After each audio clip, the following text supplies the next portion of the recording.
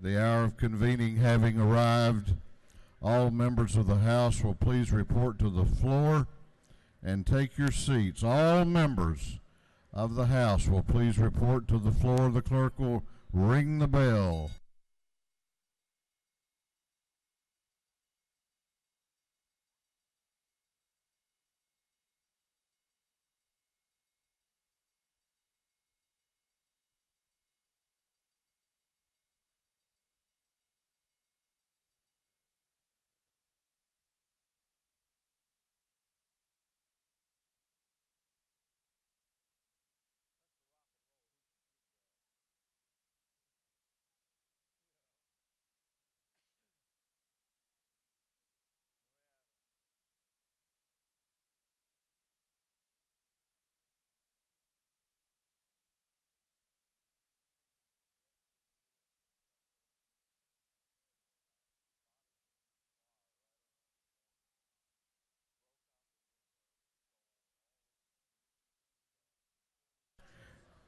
All members will please report to the floor of the House. We're about to have the morning roll call.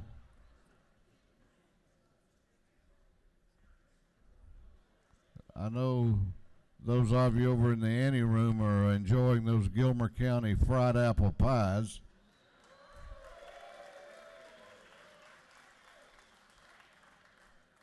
So, but you need to put them down and come in so we can do the roll call, okay?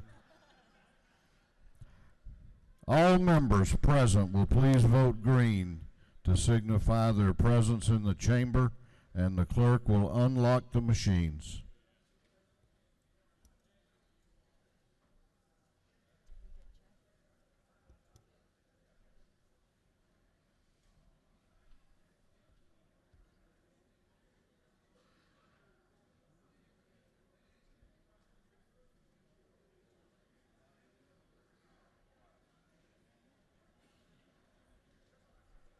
Have all members voted?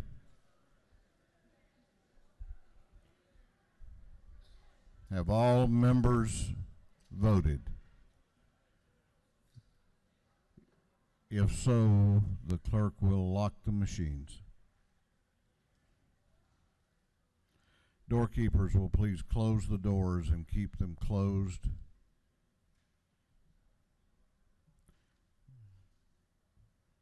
In a moment, we will begin our day as we always do with scripture reading and prayer. And as we do so today, I know that we come with hearts that are breaking over the tragedy and the horror in Florida yesterday. It is something I can't get my brain wrapped around, and young people and teachers and coaches, a great act of evil and horror. I'm going to ask you as we go through, before we have the devotion, to rise for a moment of silence for those who lost their lives yesterday and for those who are fighting for their lives still today.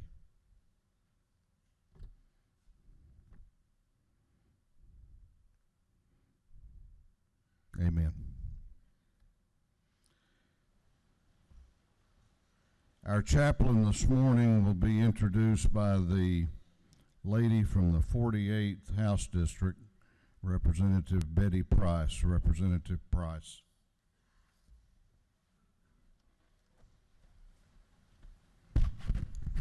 Thank you, Mr. Speaker, and good morning, colleagues. I would like to introduce to you and welcome a relative newcomer to Georgia, Reverend Jeff Myers. He hails from Spokane, Washington, and previously studied business at the University of Washington. He took a rather circuitous route to the clergy, having worked in finance at Boeing. He sold wholesale coffee.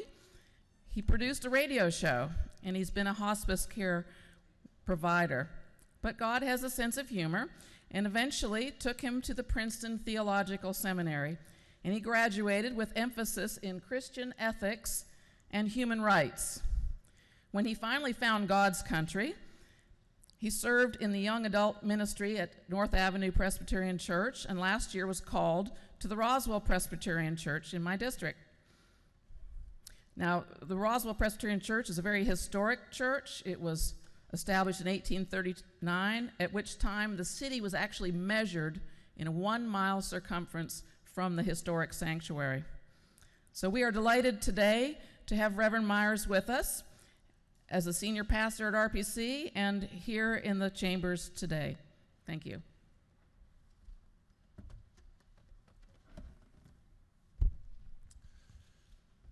Thank you, Representative Price, Mr. Speaker, for the invitation to speak to y'all. I've learned to say that. It's great to be with you for this sacred time of prayer and devotion. I am Presbyterian, so there will be no hellfire and damnation.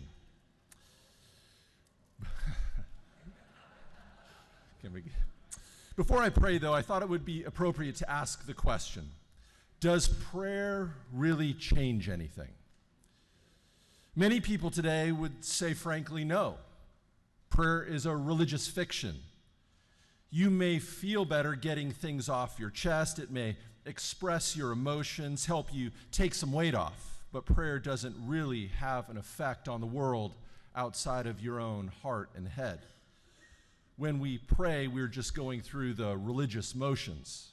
But maybe that's not right. In the 3rd century, a man named Origen began his ministry as a lay Christian. He taught all over the Mediterranean world. Before his death, he wrote one of the first systematic accounts of prayer. This pastor and theologian wrote, God has chosen to use our prayer as one of the events or causes that will lead to the answer of that prayer. This is a circular answer, but I believe it's a good one. God has chosen to use our prayer as one of the causes or events that will lead to God answering our very prayer. That means that every time we pray, we have an opportunity to change the world. When you go and pray at the beginning of every legislative day, it isn't going through the religious motions, but it's an opportunity to participate in the change we desire to see in the world. But if we are honest, we must admit our feeble little prayers don't feel like much. We don't feel like we are changing anything. I'm reminded of the story I read of a father installing steps in his backyard where the boulders weighed 100, 200 pounds apiece. It took him all the strength that he had to maneuver these giant stones into place. As he began to move them, his 5-year-old daughter begged to help. He suggested that she just sing to encourage him.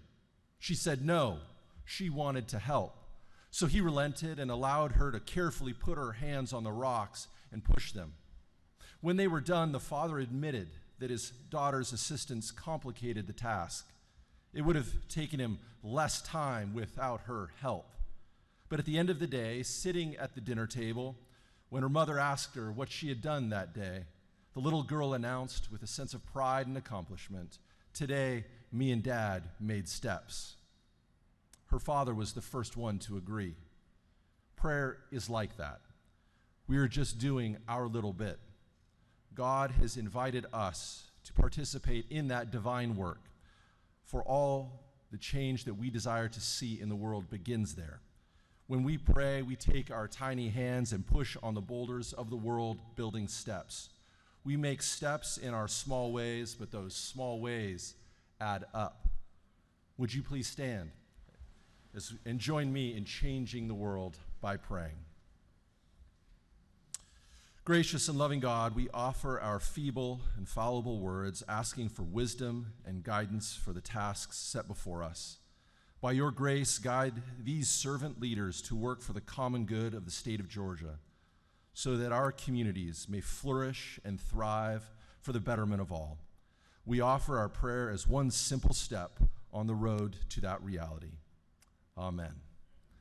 Let us say the Pledge of Allegiance. United States of America, and to the republic for which it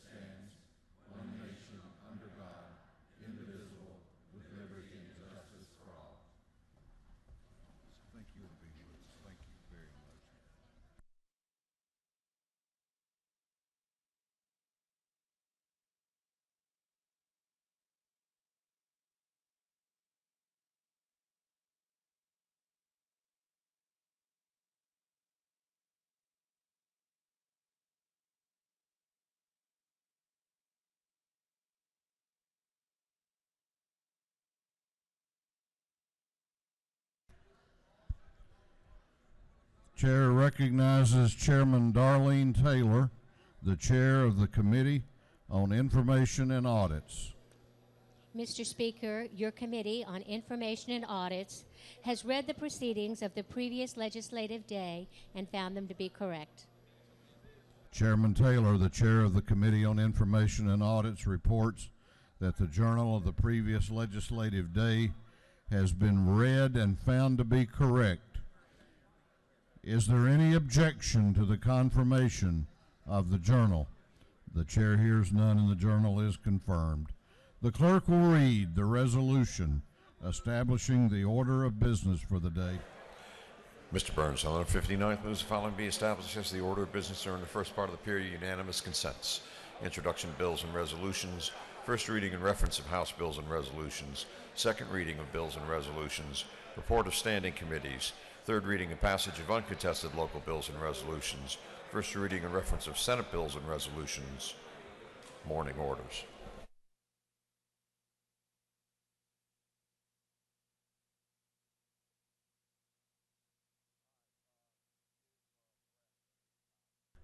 Is there any objection to the adoption of the resolution establishing the order of business for the day? The Chair hears none and the resolution is adopted.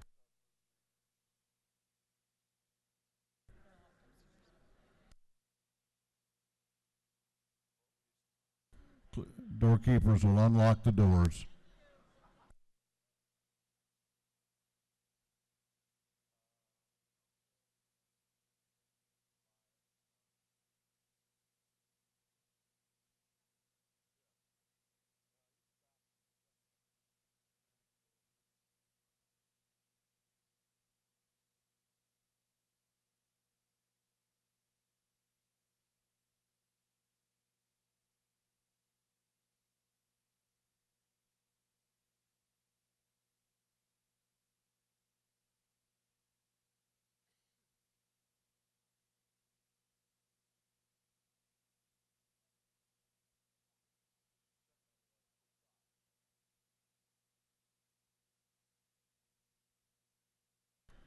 First reading of bills and resolutions, the clerk will read. House Bill 932 by Representative Benton of the 31st, a bill being entitled an act to amend Title 20 of the Official Code of Georgia, annotated, relating to education.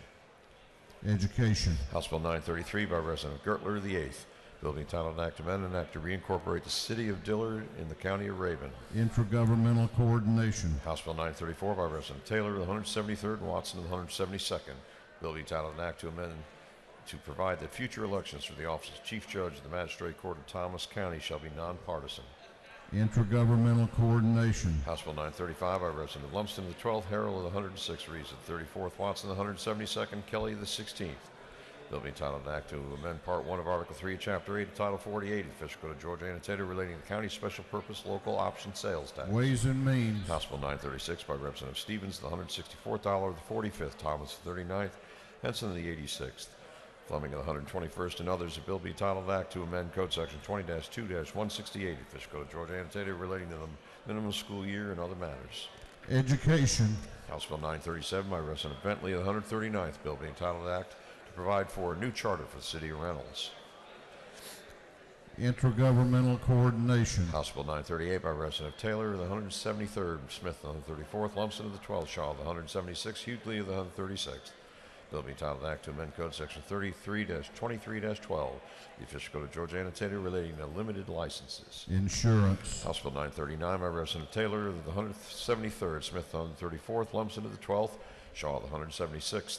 Bill being entitled Act to amend Title 33 of the Official Code of Georgia, annotated, relating to insurance.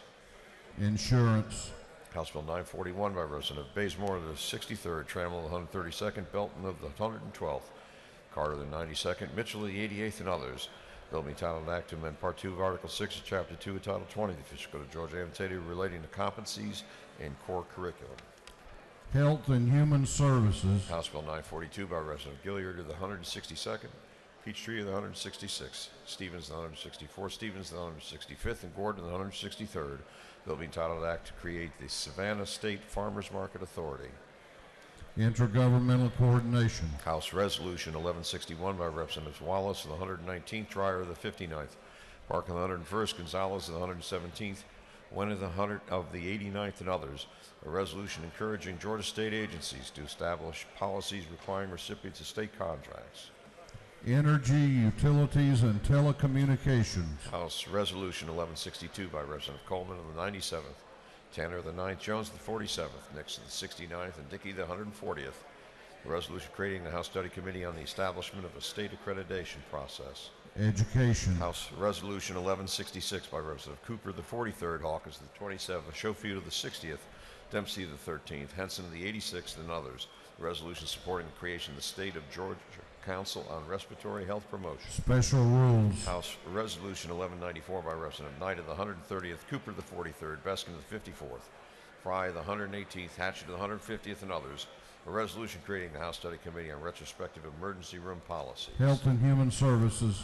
Senate Bill 107 by Senator Miller of the 40th, Schaefer of the 48th, Cowser of the 46th, McCoon of the 29th, and Kirk of the 13th.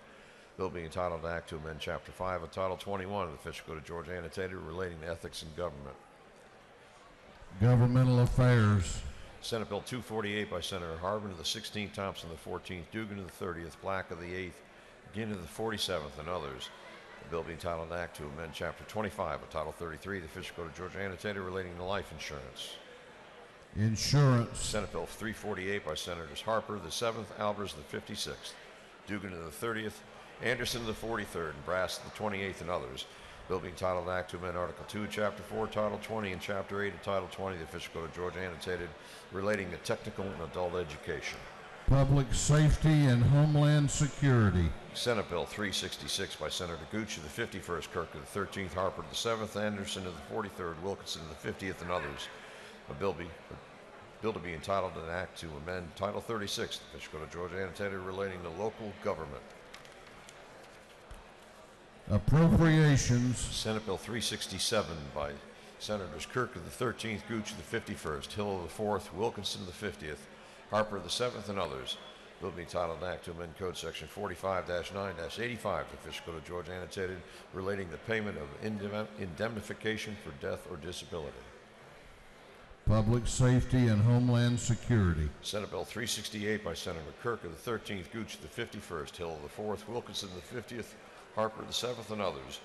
The bill be entitled an act to amend Chapter 6A of Title 35 of the Official Code of Georgia Annotated relating to the Criminal Justice Coordinating Council. Public Safety and Homeland Security. Senate Bill 369 by Senator Kirk of the 13th, Gooch of the 51st, Hill of the 4th, Wilkinson of the 50th, Anderson of the 43rd, and others.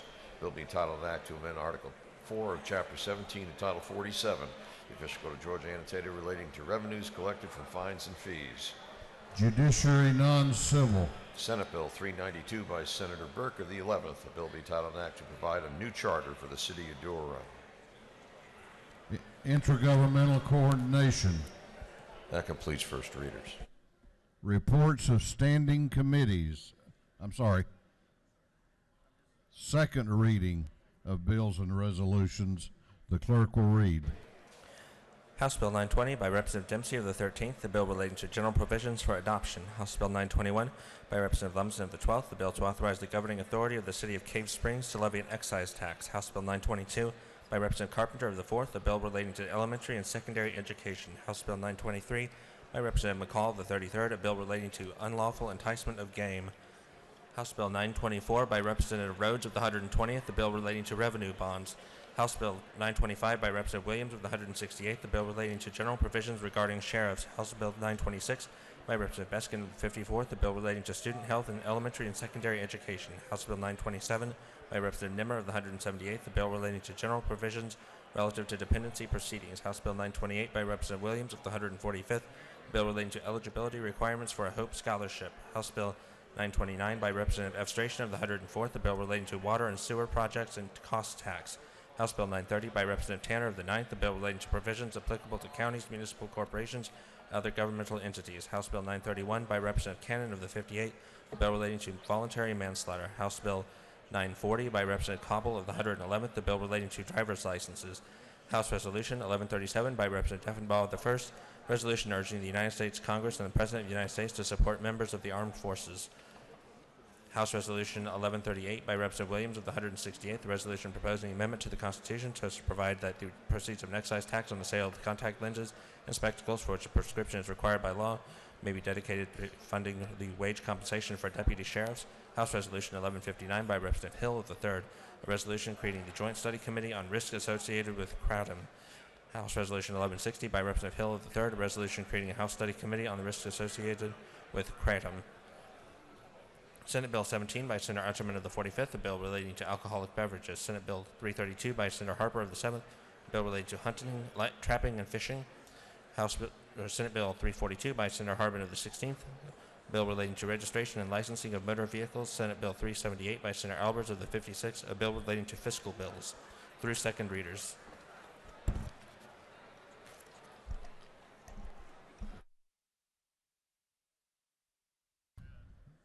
Reports of standing committees.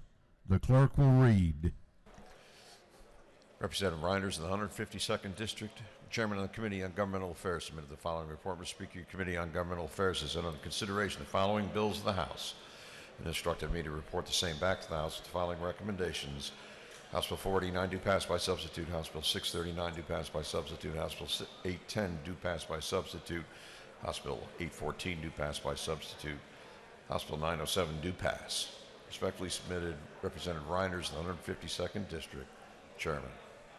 Representative Jan Tankersley, the 160th District Chairman of the Committee on Intergovernmental Coordination Local, submitted the following report. Mr. Speaker, your Committee on Intergovernmental Coordination Local set under consideration the following bills of the House. It's instructed me to report the same back to the House with the following recommendations. House Bill 726 do pass by substitute. Respectfully submitted, Jan Tankersley, the 160th District Chairman. Representative Lynn Smith of the 70th District, Chairman of the Committee on Natural Resources and Environment, submitted the following report. Mr. Speaker, your Committee on Natural Resources and Environment has had under consideration the following bills of the House. It's instructed me to report the same back to the House with the following recommendations. House Bill 785 do pass by substitute. Respectfully submitted, Representative Lynn Smith of the 70th District, Chairman. Representative Alan Powell of the 32nd District, Chairman of the Committee on Public Safety and Homeland Security, submitted the following report. Mr. Speaker, your Committee on Public Safety and Homeland Security has had under consideration the following bills of the House. It instructed me to report the same back to the House with the following recommendations. House Bill 889 do pass. House Resolution 913 do pass by committee substitute. House Bill 817 do pass by committee substitute. House Bill 703 do pass by committee substitute. House Bill 867 do pass by committee substitute. Respectfully submitted, Representative Alan Powell, 32nd District, Chairman.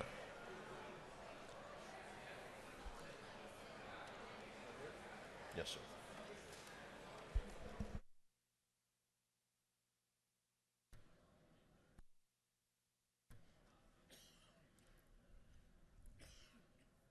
Chair wants to recognize on the floor of the House a former member of this body, former distinguished chair of the House Judiciary Committee, former Representative Tom Bordeaux from Savannah. Good to have you back, Mr. Chairman.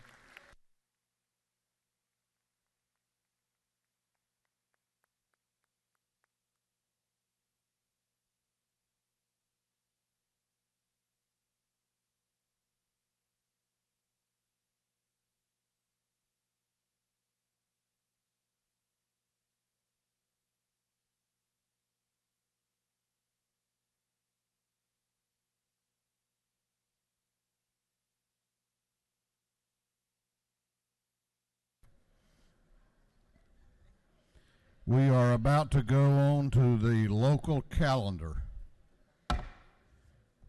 This House will come to order. House will be at order.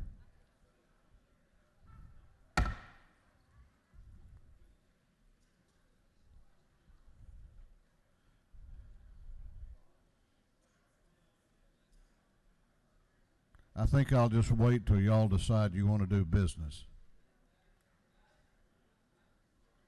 I brought a good book to read.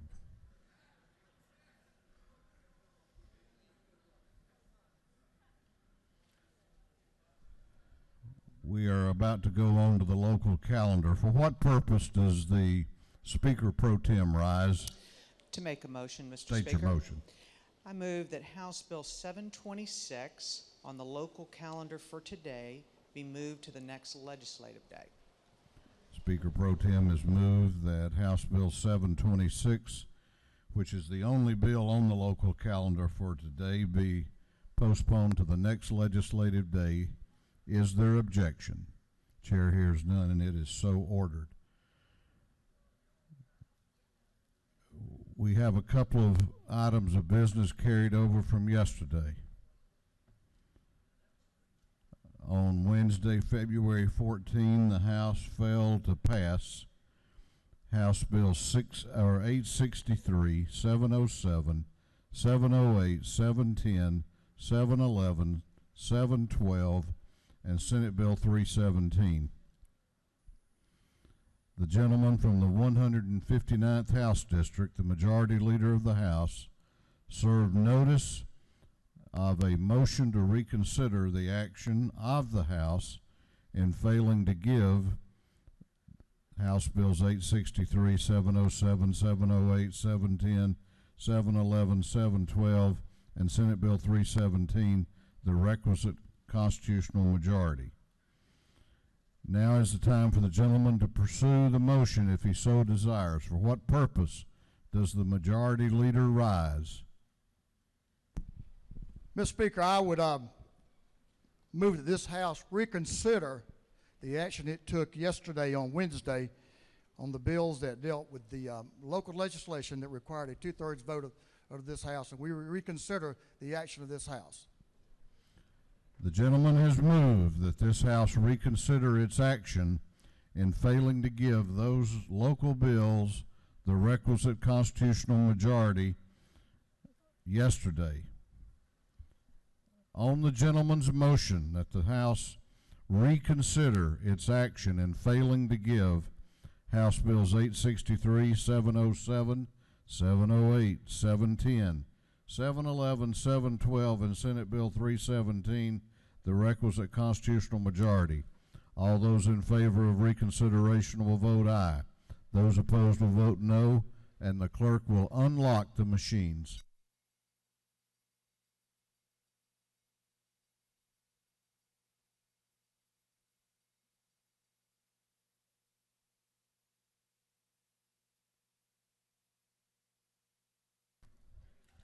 Have all members voted? Have all members voted? If so, the clerk will lock the machine. On the gentleman's motion, the ayes are 159. The nays are 0. And this House has reconsidered its action, and those measures will go back to the general calendar. For what purpose does the Minority Leader of the House rise? To make a motion. State your motion. I move the House reconsider its action yesterday on House Bill 638.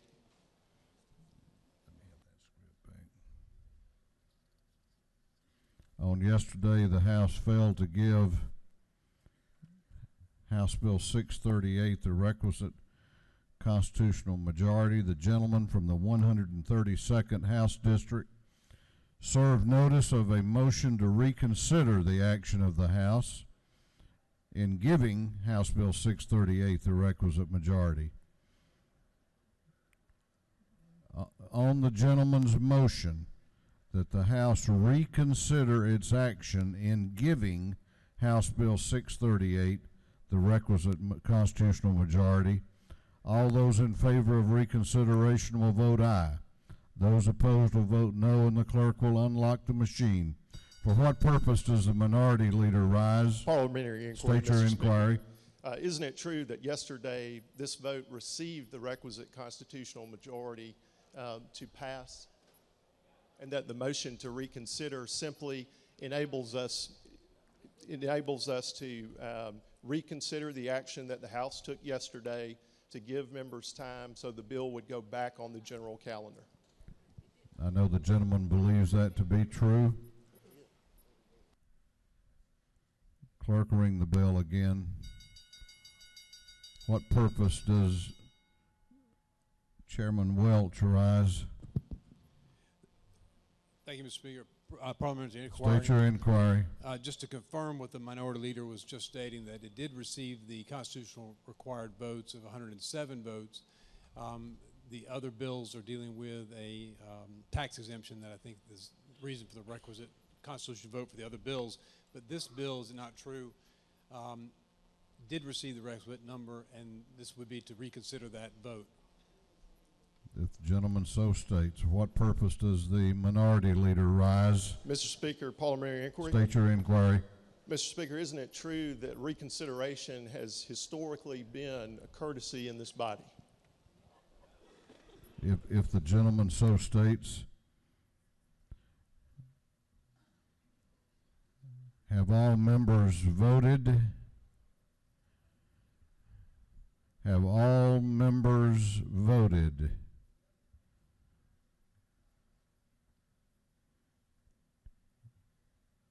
If so, the clerk will lock the machines.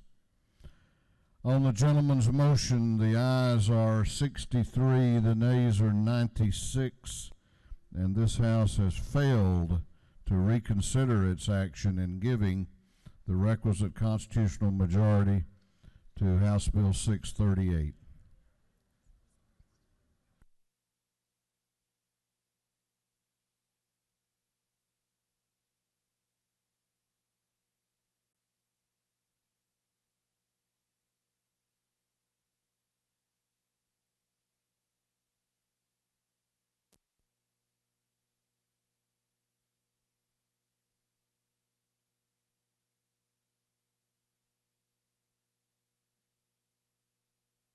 All right, we're going on now to morning orders. Going on now to morning orders.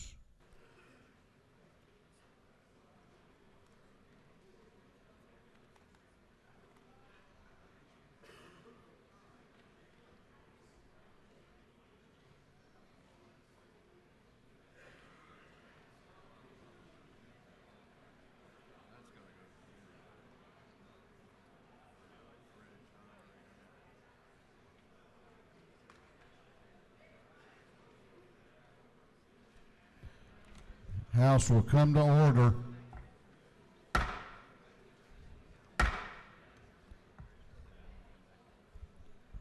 This House will come to order. We're going on to morning orders. The chair is going to ask that you give the members in the well the attention and respect you would hope to receive if you were in the well. Chair recognizes for a morning order the Majority Caucus Whip, Representative Coomer. Thank you, Mr. Speaker. Isaiah 5:20 says, "Woe to those who call evil good and good evil."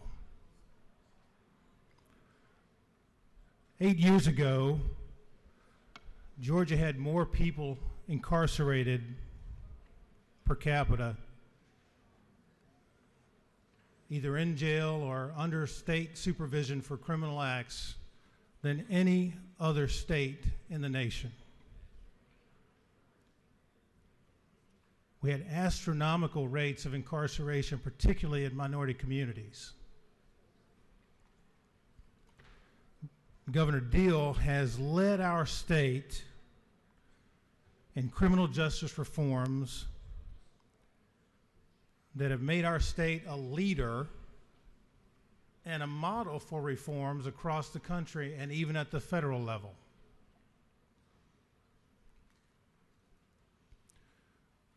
We have seen precipitous declines in the number of people who are incarcerated because of the criminal justice reforms we've enacted. Not because people shouldn't be punished when they do wrong, but because the punishment should match the crime. And because we understand that a pillar of criminal justice is giving people hope for changing and improving their lives and their communities. Criminal justice reform should be intelligent. It should be targeted and calculated. And that's exactly what we've had during Governor Deal's term in office. We've gone from the #1 state to do time to the #1 state to do business because of Governor Deal's leadership. But guess what? Governor Deal didn't do those things by himself. You did those things. We did those things. And we're called on to continue doing those things again this year. You may have read an article that quoted a local official in response to Governor Deal's proposals for criminal justice reform that have been made public this week, as saying that it was the work of, and I quote, Lucifer and his demons. When somebody disparages this good work as the work of Lucifer and his demons, they're talking about you. That's why I started off with the admonition, woe to those who call evil good and good evil. It's important for us to know what is good and to call it good. When we are working to improve the lives of the least among us, when we are working to make opportunity for reformation, for reconstituting people's lives who've made mistakes and have gone astray, we are doing good. Woe to those who call that evil. I'd ask you, my colleagues, to join with me in supporting all of the people of Georgia and making sure we continue to do good and not be distracted by those who are calling good evil. Thank you, Mr. Speaker. Chair recognizes Representative Oliver for a morning order.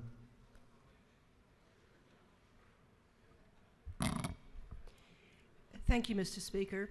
When I was a 24-year-old lawyer in Hall County, Governor Deal was my first juvenile court judge, and I followed him to the job he had in the Senate when he went to Congress. He was a Democrat then. Thank you to Speaker Ralston for appointing me to the first Criminal Justice Coordinating Council when Governor Deal assumed leadership for that important task. I used to be a magistrate court judge and set bonds, and the issue of bond reform that we in DeKalb County have been fighting in the city of Atlanta and many of other jurisdictions, the governor has had the nerve to come forward and attempt in a fair-minded way to address that issue and to prevent people not languishing in jail based on not having $200 cash for a nonviolent crime. For that position of leadership, Governor Deal has called names, and I'm unhappy about that. I'm also unhappy this morning about an issue that the Speaker brought forward that feels very personal to me this morning, as it does to you. When I left the House this morning, there were teenagers on TV talking about their friends being shot and bleeding next to them. When an 18-year-old can buy an assault weapon, at the same time he's Facebooking about being a shooter at a school and murdering puppies, then I respond personally. I respond personally to the issues of criminal justice reform, the way I agree with the leadership, the courageous leadership of Governor Deal, and also the way I disagree with y'all on many issues. I may be the minority on some issues, but I'm the majority on other issues, and criminal justice reform has improved the quality of justice in our state, and I thank Governor Deal.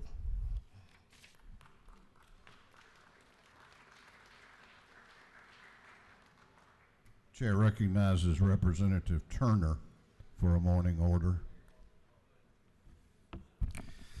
Thank you, Mr. Speaker. One of my closest friends likes to make fun of me whenever I use this phrase, "Are you serious?" Sometimes I'm inquisitive. Are you serious? Sometimes I don't get the joke, so I ask, "Are you serious?" Sometimes it's indignant, like right now. "Are you serious?" A member of the Georgia Sheriff's Association sent the following message to the membership of that august organization. I'm going to read this so I get it right. Never in the state's history has the criminal element been coddled and fostered as it has been over the last 7 years. This governor has done more for those who perpetrate crime than Lucifer and his demons combined. And every piece of criminal justice reform that has been passed into law has complicated or burdened our duties and or endangered the citizenry of our state. It appears we stand alone with our duty to protect the lives, persons, property, health, and morals of the people as we answer to the people to the people and are not beholden to a tyrant who is apparently hell-bent to accomplish the antithesis of our duty. Are you serious? I'm going to tell a story about a man that I got to see graduate from drug court in Cherokee County. This was a man who, if there is a definition of rock bottom, he hit it.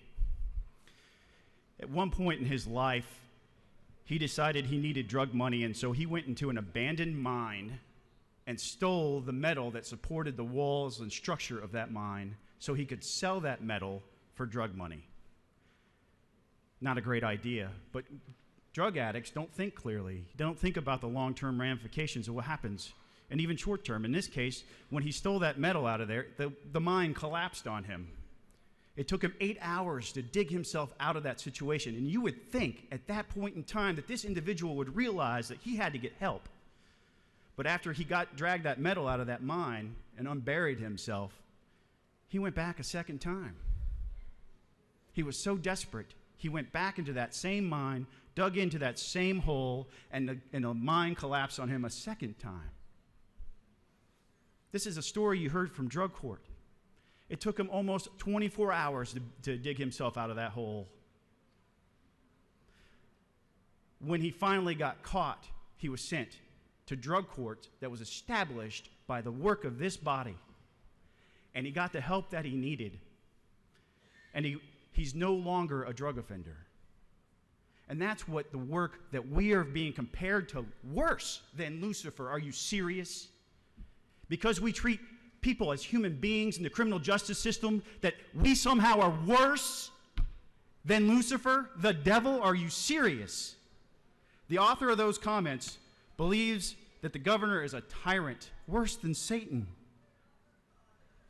Last year, Supreme Court Justice Michael Boggs gave a presentation to the Conyers Rotary Club, and he talked about the difference in recidivism between a prisoner in the prison system and somebody in this drug court. 30% of nonviolent drug offenders offend again when they're sent to prison. 30%. Compare that to the effectiveness of our drug courts, 7 to 8%. That's changing lives. That's not worse than Satan. This comment is just out of touch with reality. It's out of touch with the values of the average Georgian. I condemn that statement. And I'm going to call on the Georgia Sheriff's Association to censure that member and to apologize to the governor and to you. Thank you, Mr. Speaker. Chair recognizes the chairman of the House Rules Committee, Chairman Meadows, for a morning order. Thank you, Mr. Speaker. Y'all all know how much I hate coming up to this well. But y'all all know if I've got to say something, I will. Our governor has been recognized all across this United States for his efforts, innovative efforts, to bring reform to our criminal justice system. a system that is broken and hopefully will get better. We fill our prisons up. What has his reforms done? We've opened up space by taking nonviolent criminals out so that we can put the real outlaws in jail. There will be a place for them. Those people who go to jail normally go back. Guess what's happened over the last 7 years? Not as many people go back.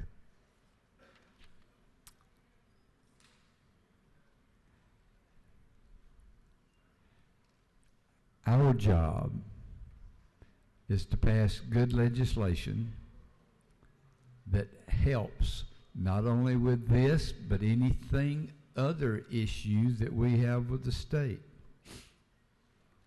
We have a generational problem in this United States and in this state, and we need to do everything we can to help break that cycle by offering options other than prison. My governor's been a champion of earlier legislation to expand accountability courts, give judges more discretion over sentencing, divert non-violent offenders, and boost funding for reentry programs for those who do go. Our law enforcement officials, and I assume that sheriffs have been given more flexibility to issue citations instead of criminal charges. The statement that we stand alone to protect the lives, persons, property, and health and morals of the people isn't an insult to me. And you should be insulted. You don't have that duty? That's a bunch of crap. We answer to the people. To you? Does this house? I say to you, if you don't, you won't be down here. Therefore, you're here. You do answer to the people, and you do an awfully good job of it. I had the privilege of serving as a judge for municipal court for 11 years. Y'all, when somebody comes to court with their 2 kids, they ain't got no money. You notice my English. They ain't got no money. And they ain't got no help. They can't get a bond because, they ain't got no money. What did the law say? I can let you serve your time by putting you in jail. And folks, I will tell you I did so. That was wrong. I put somebody that wasn't an outlaw in jail simply because they couldn't pay a fine.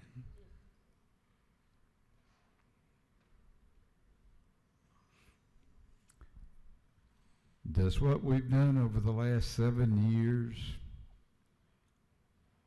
not give us more options? It's my contention that they do. It's also my contention that ever who this sheriff was is totally out of line, and I will agree with the speaker before me he ought to be censured. Thank you. Chair recognizes Representative Efstration for a morning order. Thank you, Mr. Speaker. Ladies and gentlemen of the House, I come before you today to simply add on to the incredible comments that have been given from this perspective. For the past 3 years, I've had the honor of participating in the Criminal Justice Reform Council. On your behalf and behalf of all Georgians, participating in hearing testimony, reviewing this issue throughout the year, not just during the legislative session. And members of this council comprise law enforcement officials from across the state of Georgia. It's been at the leadership and co-chairmanship, including Justice Michael Boggs of our Supreme Court. And it's been with tireless effort that these honorable individuals have worked diligently to provide positive public policy to address criminal justice reform in a meaningful way, with number one on the list being the safety of Georgians and public safety, and ensuring that we have productive policy that's smart on crime, that protects the citizens of our state, while also ensuring that other measures are considered. It's only with this that legislation has been brought, and I'm incredibly honored to have carried some of that legislation in my time here. I'm incredibly honored to have worked with you as we've passed unanimous or near unanimous support for each of those bills. And I encourage you going forward to take an opportunity to actually read the language of the legislation, to not be distracted by individuals trying to seek personal public attention, but have an eye toward, or like you, focus on those who have an eye toward what's truly best for the citizens of the state of Georgia. Thank you, Mr. Speaker. I yield the well. Chair recognizes Representative Al Williams for a morning order.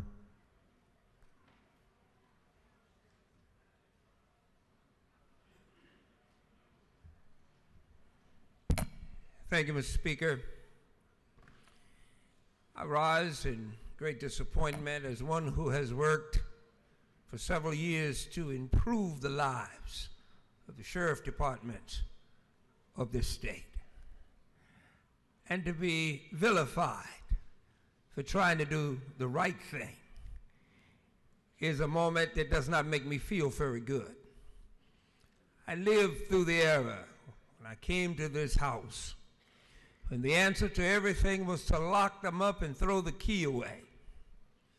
And then we got where we couldn't even afford to buy keys, and finally realized that minor infractions did not deserve 3 strikes you're out, life in prison.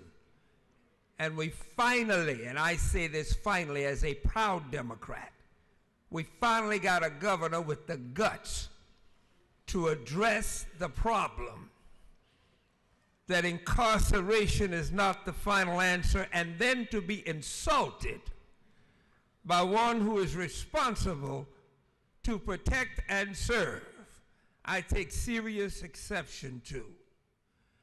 I like being the #1 state to do business. I will love being in the #1 state to live. I would love to be in the #1 state for fair law enforcement. And bullies are not necessarily the baddest person in the house. It's a bullying statement, a statement that is insulting to many of the good sheriffs we have in Georgia. And I'm absolutely ashamed that it might be on national television that we elected a sheriff that makes a statement like that. And by the way, I don't have any plans to be driving through that county anytime soon. If I do, I'll expect the Speaker to have me a driver. But let's continue to stand up for what is right for Georgia, what's good for Georgia, what makes Georgia great, and not go back to an archaic time when we just wanted headlines for a moment and forget about folk who really, really need our help and who sent us here to speak for those that are speechless and to act for those that are powerless. With that, Mr. Speaker, I will leave the well.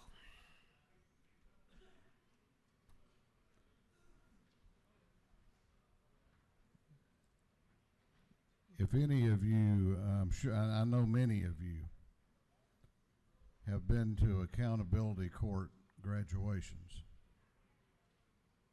there are few things you can attend that are as uplifting and as positive as seeing people who are celebrating a major step along the road to putting their life back together, going back to work, reuniting with their family, contributing to their community. And I, for one, am very, very proud of what this state has done with its accountability courts.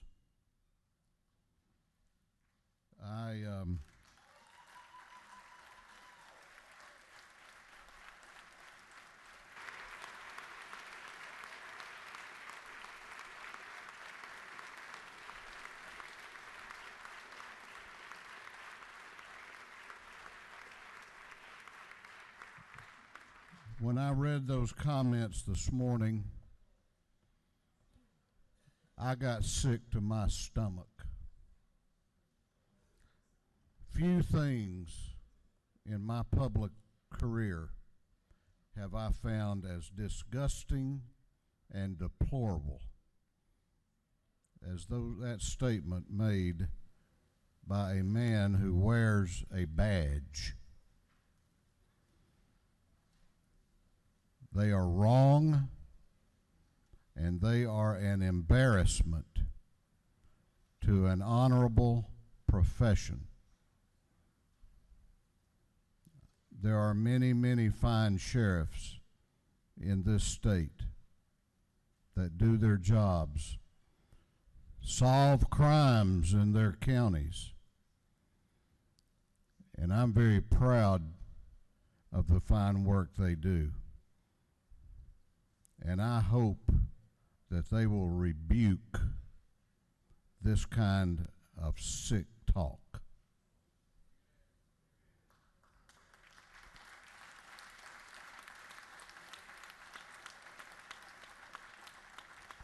The chair recognizes the Minority Caucus Whip, Representative Hughley, for a morning order. Thank you, Mr. Speaker. I don't have any weighty comments this morning, but on behalf of Representative Darshawn Kendrick and Representative Karen Bennett, we'd like to encourage you and invite you to come and be with us on Monday because it's AKA Day at the Capitol. So if you're around on Monday, join us for lunch in the Floyd Room at 12. So we look forward to seeing you guys on Monday. Thank you. Chair recognizes Representative Fleming for a morning order.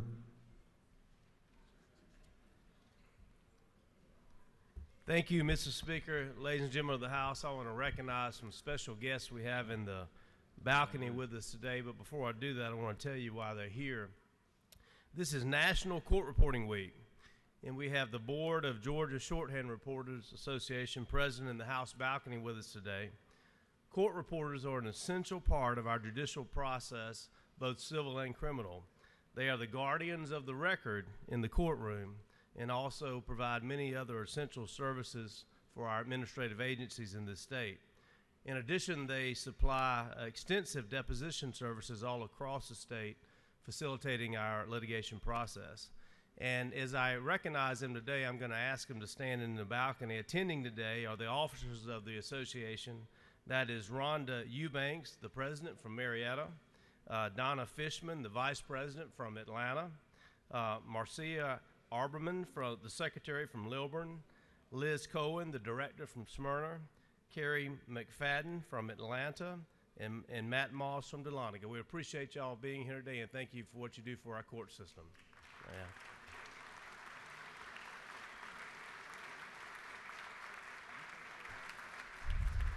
Chair recognizes Representative Sharper for a morning order.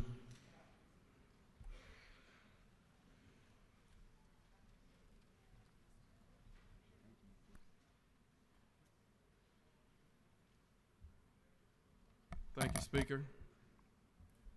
When the night has come and the land is dark and the moon is the only light we'll see, no, I won't be afraid. No, I won't be afraid. Just as long as you stand by me. My moment in Black history is Benjamin E. King, born Benjamin Earl Nelson, September 28th, 1938, died April 30th, 2015. He's known as Ben E. King, was an American soul and R&B singer and record producer. He was perhaps the best known as the singer and co-composer of Stand By Me, a U.S. top hit both in 1961 and later in 1986 when it used the theme to the film The Same Name, a #1 hit in the UK in 1987, a number 25 on the RAA list of Songs of the Century, and as one of the principal lead singers of the R&B vocal group The Drifters, notably singing the lead vocals of one of their biggest global hit singles and only U.S. #1 hit, Save the Last. It was announced on May 1st, 2015 that King had died in Hackensack University Medical Center on April 30th, 2015 at the age of 76. He is survived by his wife of 51 years, Betty, and 3 children and 6 grandchildren. And if the sky that we look upon should tumble and fall, and the mountains, come on now, should crumble to the sea. Yeah, there we go. I won't cry, no, I won't shed a tear, just as long as you stand by me, stand by me.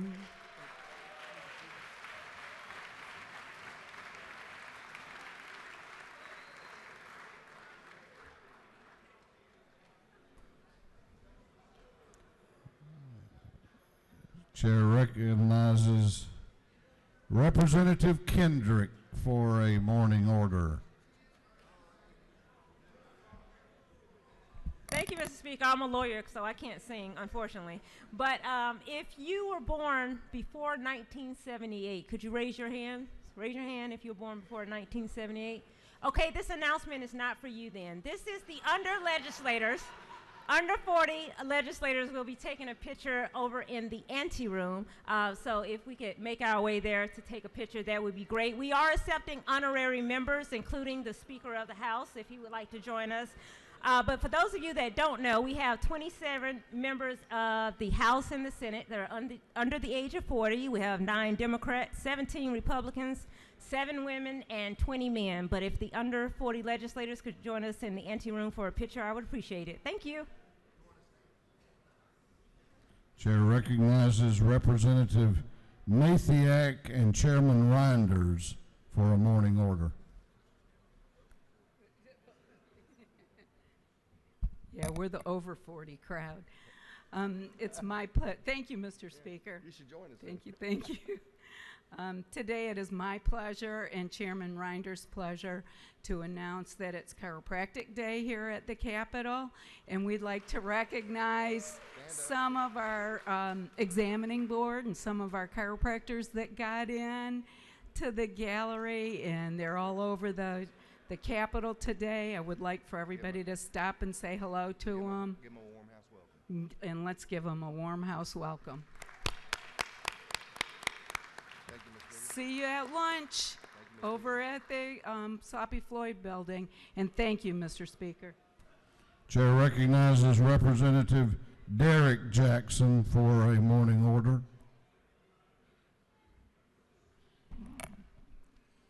Thank you, Mr. Speaker. Good morning, colleagues. Well, first off, I'm not going to sing, but this is just a moment of Black history, and since it's Alpha Day, and we'll recognize them when we do the invite resolution. But today, we would like to recognize a good Alpha man, Maynard Jackson. Did you know Maynard Jackson's father was a Baptist minister, his mother a professor that taught French? He entered Morehouse College through a special entry program and received a bachelor's degree in political science and history in 1956. And it was this time he became a member of Alpha Phi Alpha Fraternity Incorporated. Did you know that Maynard attended law school but was forced to drop out? Later, he enrolled in North Carolina Central University School of Law, received a JD degree in 1964, and found work as an attorney for the National Labor Relations Board in Atlanta. Did you know that Maynard Jackson made his first attempt at elective office in 1968 with a run for the U.S. Senate? Although he was unsuccessful, he caught the public's eye and gained the office of vice mayor in Atlanta in 1969. Jackson's runoff victory in 1973 over his incumbent, under whom he had served as vice mayor, was widely seen as a turning point for the New South. Atlanta's population then was nearly 50% African American, and Jackson implemented several programs, but just to name a few, the Affirmative Action Program to ensure that minorities got their fair share of prosperity of the expanding city through municipality contracts. As you all know, one of his major accomplishments was the expansion of Hartsfield, Atlanta International Airport into a major transportation hub ahead of schedule and under budget. It was renamed Hartsfield-Jackson Atlanta International Airport after his death. He reformed the police force and worked to maintain a calm neighborhood when the city was terrorized by a string of children murders. After his reelection in 1977, he was barred from a third consecutive term and supported the successful candidacy of Andrew Young. And there's also a movie that's coming out to document his life. And you're in it? Okay, we got a celebrity. Lastly, another major achievement of Maynard Jackson's legacy was the securing of Atlanta as the site of the 1996 Summer Olympics Games. This is a moment of Black history. I yield the well. Thank you.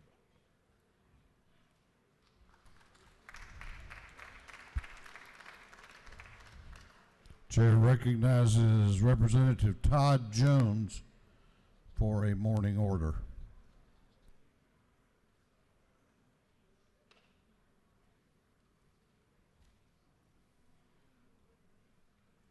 Thank you, Mr. Speaker.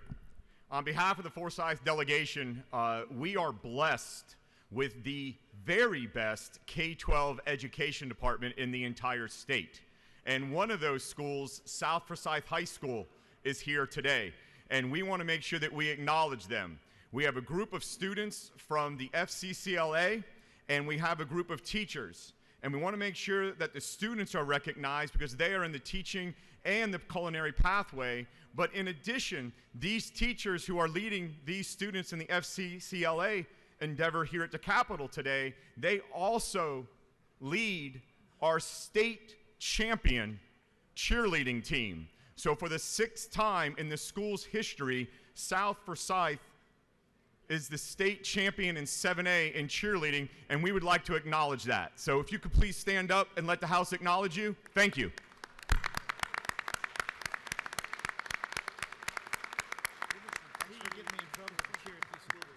Thank you, Mr. Speaker. Chair recognizes Representative Howard and the Augusta-Richmond County delegation.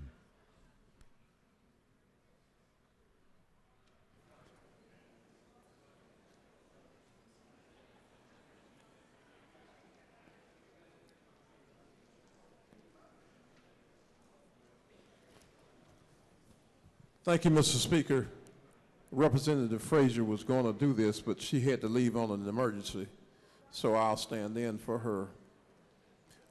We want to, our colleagues to welcome, I'm not sure if they're in the gallery or not, but the Augusta NAACP Youth We Inc. group and the I Am Augusta group, if they're here. It's a group of young people. They may be over in the other side of the chamber. But let's thank them for coming up and being here with the, being here at the Capitol, the People's House. Thank you.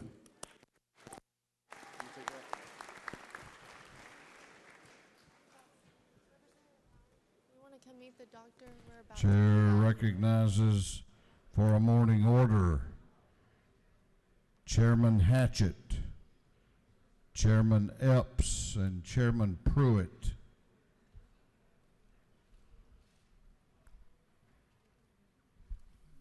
Y'all ready? Yeah. Georgia. No, just kidding.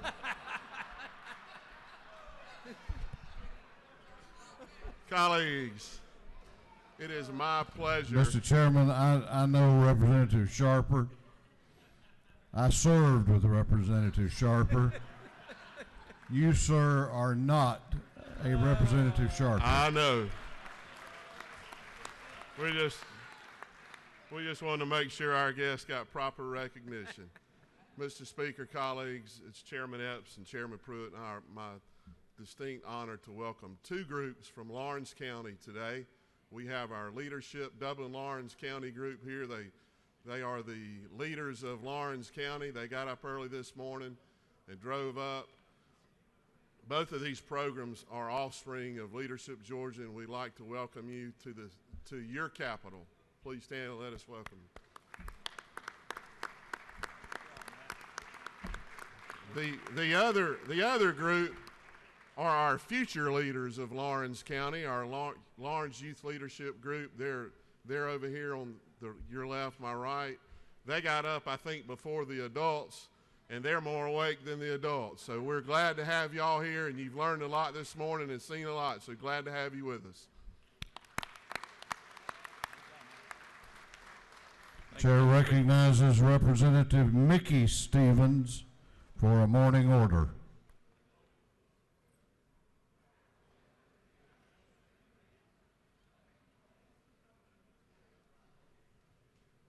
Joined by his cousin, Chairman Ron Stevens, Chairman Hitchens, Representative Gilliard, Representative Gordon, Representative Petrie. Thank you, Mr. Speaker. It's indeed a pleasure and an honor that we have a group of kids here from Savannah area. And these kids were chosen by the city of Savannah as Savannah ambassadors.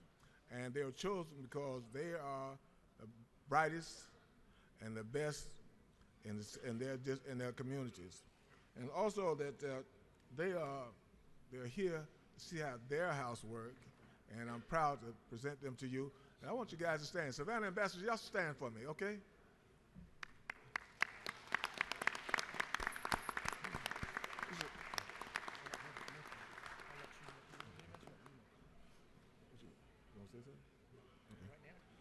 All right, thank you.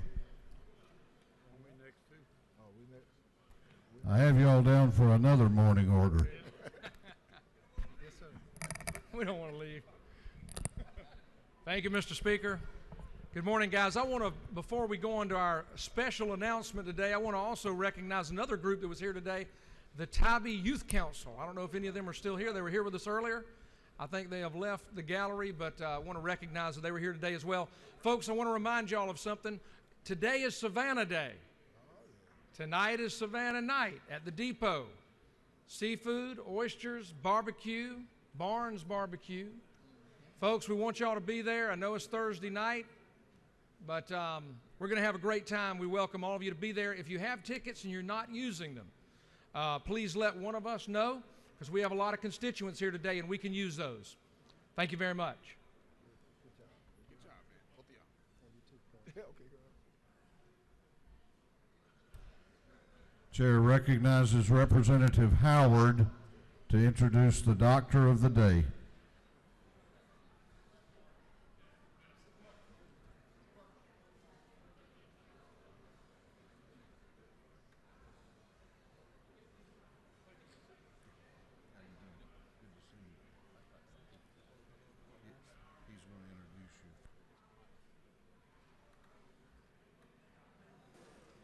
Yes, she's getting it up. Hello.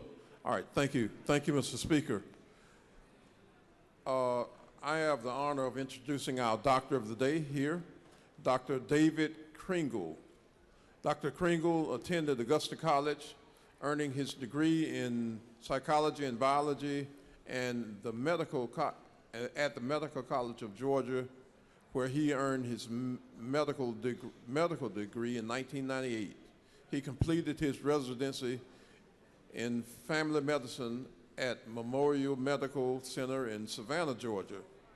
Dr. Kriegel gave 8 years of federal service to the Dwight D. Eisenhower Army Medical Center at Fort Gordon in the family medicine residency as a civilian faculty member before joining the faculty of the Augusta University Medical College of Georgia in 2012, where he currently serves as Director of Student Education for the Department of Family Medicine.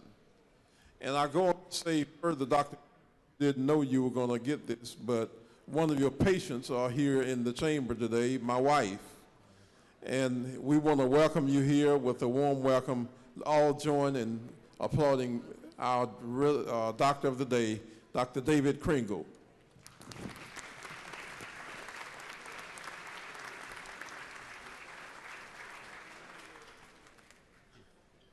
Thank you all. Can you hear me? Thank you. I'll make this very brief. Y'all have some real work to get done, and I've had a little bit of work to do already, a little bit more than I anticipated. So thank y'all for having me and for having my students who are with us today. I'll say what I said to your peers, I guess it's across the hall. We do share something in common in that we put in a lot of sacrifice and service to our communities and to our state, and I appreciate greatly that you do that. Sometimes in the roles that we serve, y'all serve, we have to tell people or hear things from people that we don't want to hear or make them unhappy. But just remember that we're doing the right thing, and I'll encourage y'all to continue to do the right thing. Again, y'all probably know that, but every now and then it's nice to hear that from somebody. So thank y'all very much.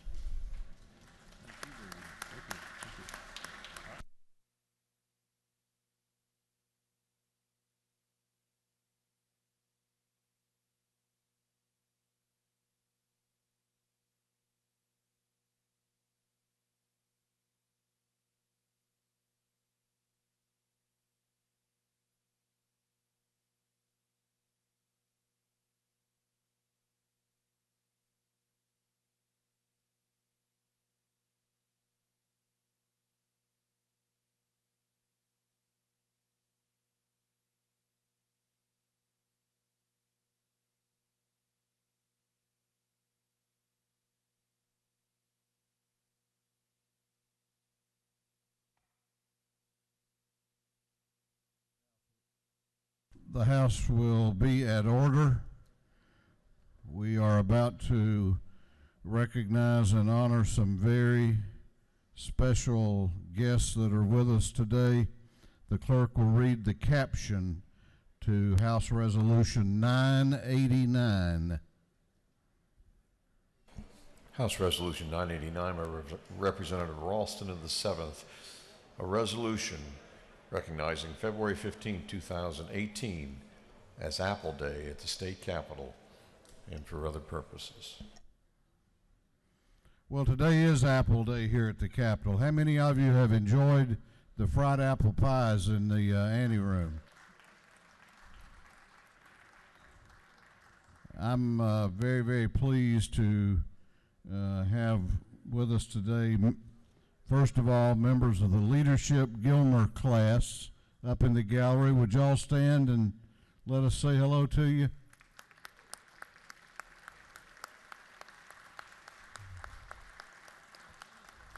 Gilmer County is Georgia's apple capital. It's also the mountain biking capital of Georgia.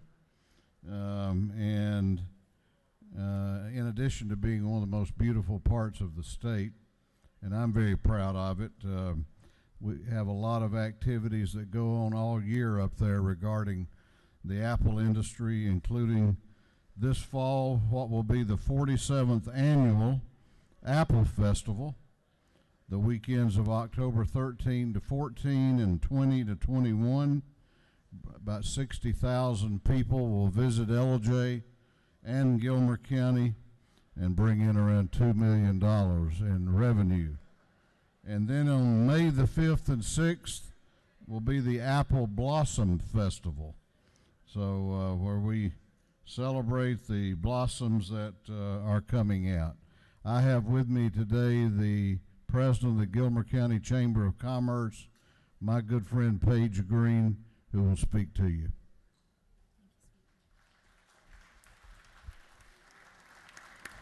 Thank you, Mr. Speaker. It's an honor to stand beside you and represent the North Georgia Mountains in your beautiful hometown of LJ.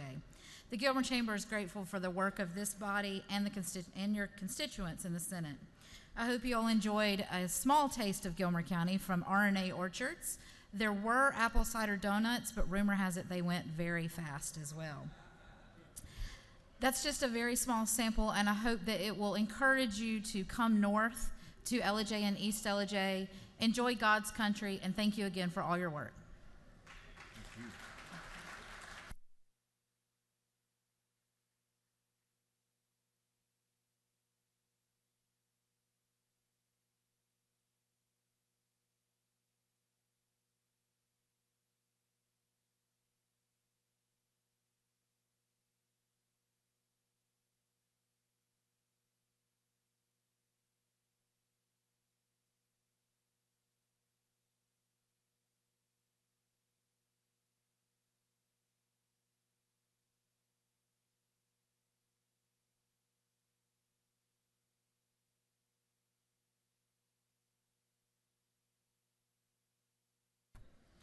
Clerk will read the caption to House Resolution 976. House Resolution 976 by Representatives Dickerson of the 113th, Hughley of the 136th, Williams of the 168th, and Frazier of the 126th. A resolution honoring the life and memory of Amanda Marie Davis and for other purposes.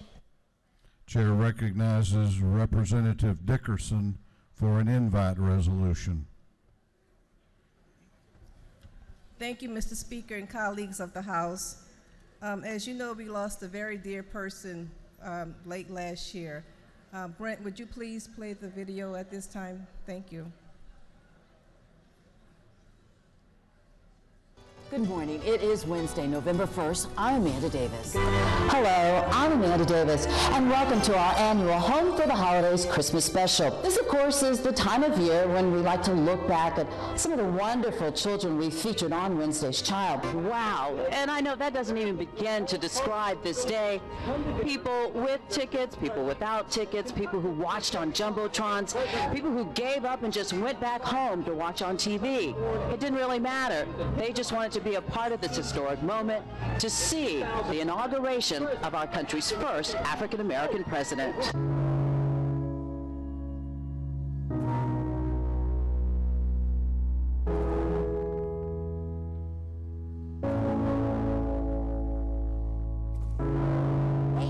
We are at Peachcrest Elementary Indicator.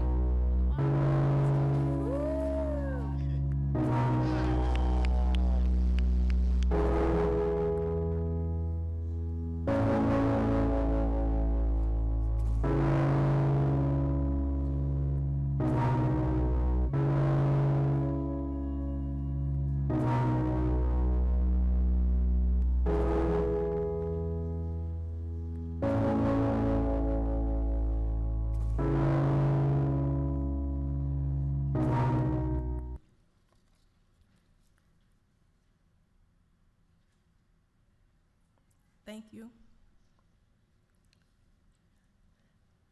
Thank you, ladies and gentlemen, for that moment of silence.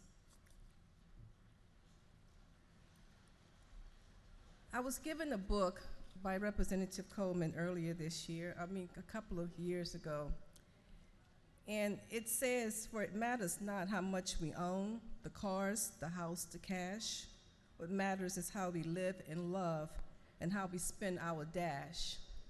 And that's so important, when we do things and we say someone was born in 1910-19. So it's the time that we spend in that dash with the people that we love. Amanda was what we call BFF, my best friend. And Belinda and I were there for 2 days with her at that time. But Belinda James, I'm going to introduce the people on the podium at this time, began her television career in New York in 1983. She relocated to Atlanta and began as a producer on Fox 5.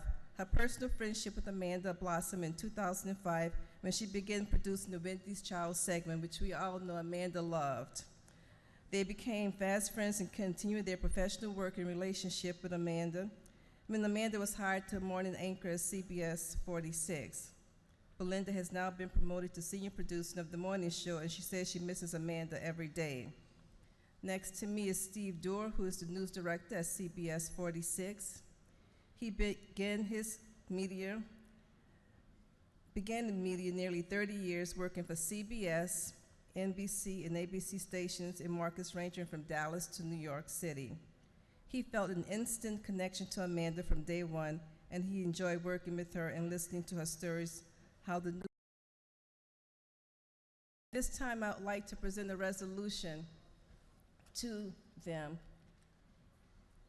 This is for Amanda and all of the work that she's done, and we truly, truly miss her. I know I do. We've had a relationship for over 30 years, and it's very hard, when you lose someone that's near and dear, and I know we all have. And I'm going to let Steve say a few words. Thank you.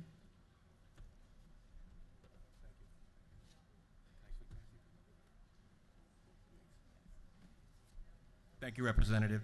I just wanted to say a few words about you, because I know that was important to Amanda too. Like you and the constituents you represent in all of your districts, I think Amanda felt she represented those same people in much the same way. And while there's always a little bit of a headbutting, inherent headbutting in the relationship between the media and elected officials, Amanda always took that relationship very seriously, and it always meant a lot to her to be able to participate in the process that, in the people's house. So on behalf of all of us at CBS 46, we appreciate what you do. I know that Amanda did, and thank you for honoring and respecting her legacy with this proclamation. Thank you. Thank you very much. Thank you.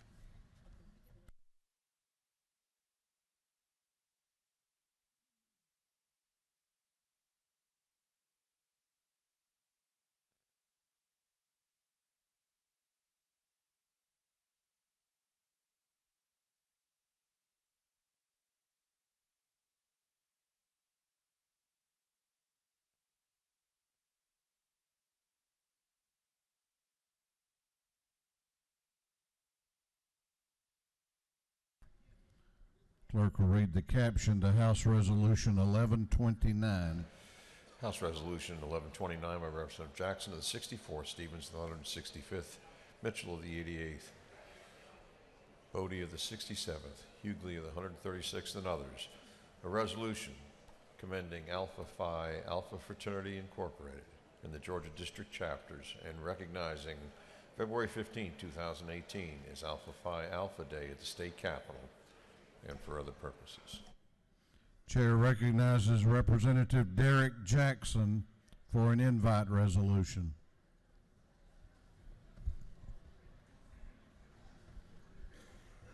Thank you, Mr. Speaker. Ladies and gentlemen in this House, wait for my, come on there, Representative Stevens, there we go. Today is Alpha Phi Alpha Fraternity Incorporated Day at the Capitol. I am also accompanied by Representative Mickey Stevens, Brother Benny Hand, the Georgia District Director, Brother Enau Aok, the Georgia Assistant District Director, Dr. William Simmons, the Chair of the Political Action Committee, Brother Aaron Johnson, the Vice Chair of the Political Action Committee, and Brother Sherman Lofton, the former Georgia District Director. I would like to briefly share some excerpts from the resolution that I gave Brother Hand. Alpha Phi Alpha Fraternity Incorporated develops leaders, promotes brotherhood and academic excellence, while providing service and advocacy to our communities. Alpha Phi Alpha Fraternity Incorporated is the first intercollegiate Greek letter fraternity established for African Americans, which was founded in Cornell University, located in Ithaca, New York, on December 4th, 1906, by 7 trailblazers that we refer to as our jewels: Henry Arthur Callis, Charles Henry Chapman, Eugene Kinkle Jones, George Biddle Kelly, Nathaniel Allison Murray, Robert Harold Ogle, and Vertner Wilson Tandy. They have recognized the need for a strong bond of brotherhood among African descendants in this country. For over 111 years, Alpha Phi Alpha Fraternity continues to be a beacon of light to our community by staying true to the aims of manly deeds, scholarship, and the love of all mankind. This synergistic efforts have resulted in a global growth of over 700 college and alumni chapters in the United States, Europe, Asia, the Caribbean, with a membership over 250,000 since its founding, making a difference in our society through our national programs of civic outreach initiatives, accumulating over 850,000 community service hours, producing over $2.3 million in scholarships, and registering thousands of American citizens so they can participate in the voting process. Alpha Phi Alpha Fraternity Incorporated has bestowed on Georgia's own Eta Lambda chapter, which the president of that chapter, our brother John Funny, will you please stand so we can give you a round of applause.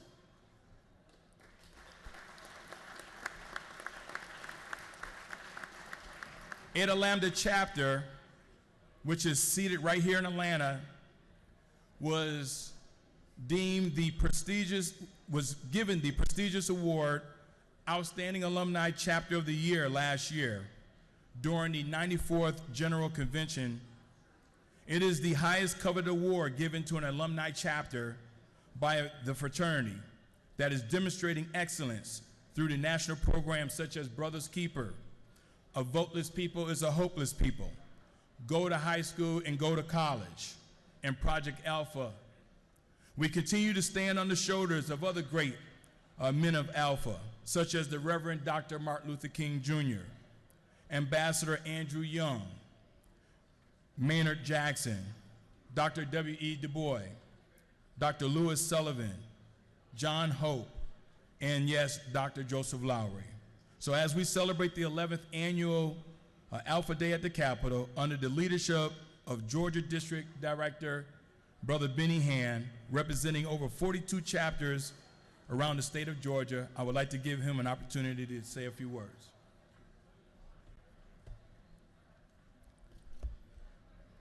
Thank you, Representative Jackson. To Speaker Rawson, to the House of Representatives, I greet you on the behalf of the 35th General President, Brother Dr. Everett Ward, 27th Southern Regional Vice President, Brother Kelsey Russian, Assistant Georgia District Director, Brother Enow Ayuk, and the 2,800 members of Alpha Phi Alpha Fraternity who call the state of Georgia home. Today, the men of Alpha Phi Alpha Fraternity Incorporated, the nation's oldest African-American Greek letter organization, have gathered under this majestic golden dome, advocating for even more criminal justice reform, quality schools and increasing funding, quality policing that defends, protects, and serves our community, voting that is free of barriers, access to affordable health care, and the laws that are just and fair to all citizens of Georgia. As we contemplate the urgency of now, we come today not on our own accord, but on the behalf of the communities that we reside in, the colleges and universities that we attend, and on behalf of the youth who march onward and upward toward enlightenment. We believe that we can create a brighter future for Georgia by taking steps to improve the atmosphere in our schools, by teaching entrepreneurship and wealth creation, and developing policies and practices to support the same, and by carrying out our mission of developing leaders, promoting brotherhood and academic excellence, while providing service and advocacy for our communities. Bless you, and thank you for this resolution.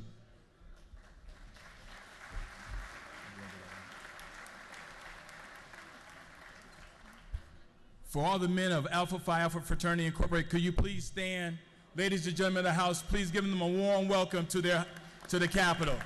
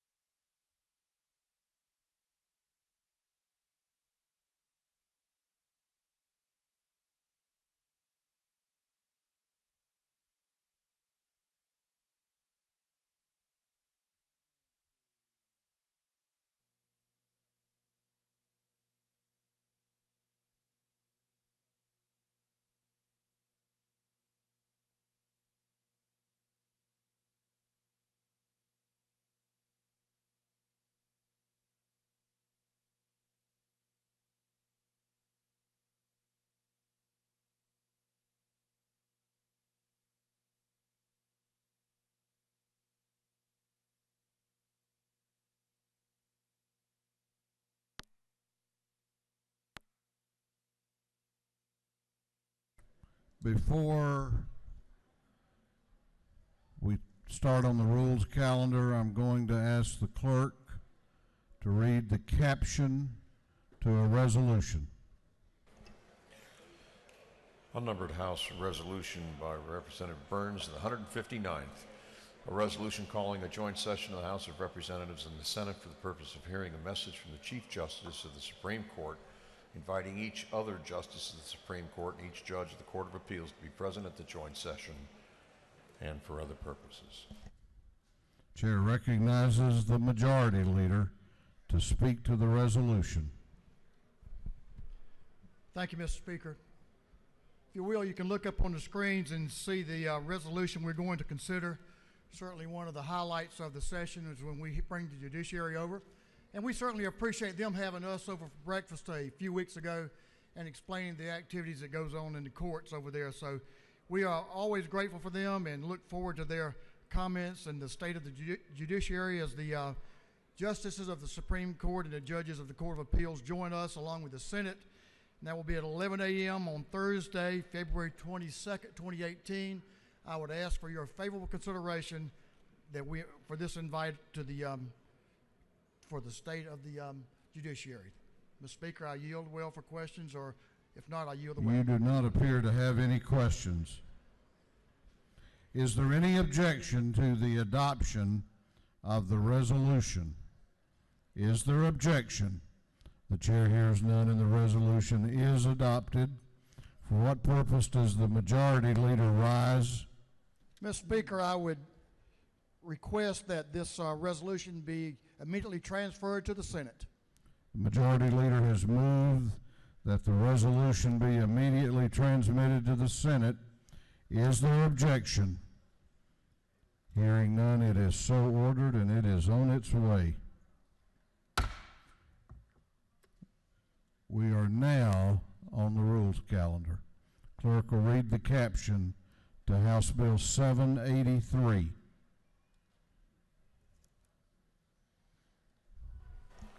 House Bill 783 by Representative Caldwell of the 20th, Welch of the 110th, Gravely the 67th, Barr of the 103rd, and others, to be titled an act to amend various titles of the official code of Georgia so as to repeal provisions creating inactive boards, panels, authorities, centers, commissions, committees, and councils. This bill having referred to the Committee on Code Revision, that committee recommends that this bill do pass by committee substitute. The chair recognizes Representative Michael Caldwell to present the bill. Thank you very much, Mr. Speaker. Ladies and gentlemen, I appreciate the opportunity. I recognize that we are near lunch here, so I'm going to go very quickly. I have today House Bill 783 for you. This is not quite a sister bill, but an echo of a bill that I carried here several years back. There was a continuation of a piece of legislation that Chairman Calvin Hill had begun. This is a repeal act that would get rid of about 23 boards, councils, commissions, and authorities that are no longer meeting, are unappointed, or just unfunded. So we're going to go clean up the code here. I want to thank Chairman Welch, Chairman Barr, and the code revision staff for the hard work pulling this together, and I would appreciate your favorable consideration. And I'd be happy to yield for any questions if I have any, Mr. Speaker. You do have a question if you care to yield. Yes, sir, I'd be happy to. Chair recognizes Representative Gravely to your right for a question. Thank you, Mr. Speaker. Does the gentleman yield? Yes, sir, I will. Is it not true that the committee entertained and hosted members of any of the boards that were in this particular bill so that they could come and testify as to the activity of the board as well as the effectiveness of the board? Thank you very much for the question. We absolutely did. In fact, we removed several boards that had opinions about whether or not they existed, and in fact did. And we came down to a list that no longer reflects anyone that might need to exist, and we had a great committee hearing. Absolutely. It's a good bill. Thank you for bringing it. Thank you, Mr. Speaker. Thank you very much. You have no further questions. Thank you very much, Mr. Speaker. I appreciate your favorable consideration. Is there any objection to the previous question being ordered? The chair hears none. The previous question is ordered. Is there any objection to adopting the committee substitute? The chair hears none. The committee substitute is adopted. Is there any objection to agreeing to the report of the committee, which was favorable to the passage of the bill? The chair hears none. The report of the committee is agreed to. Shall this bill now pass? All those in favor of the passage of House Bill 783 will vote aye. Those opposed will vote no, and the clerk will unlock the machines.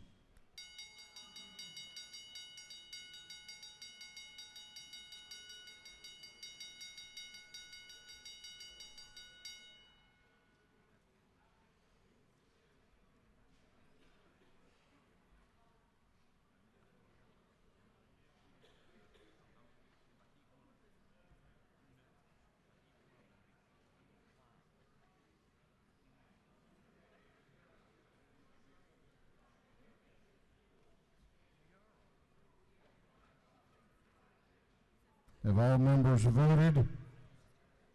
Have all members voted? If so, the clerk will lock the machines. On the passage of House Bill 783, the ayes are 159, the nays are 0. This bill, having received the requisite constitutional majority, is therefore passed. Clerk will read the caption to House Bill 635.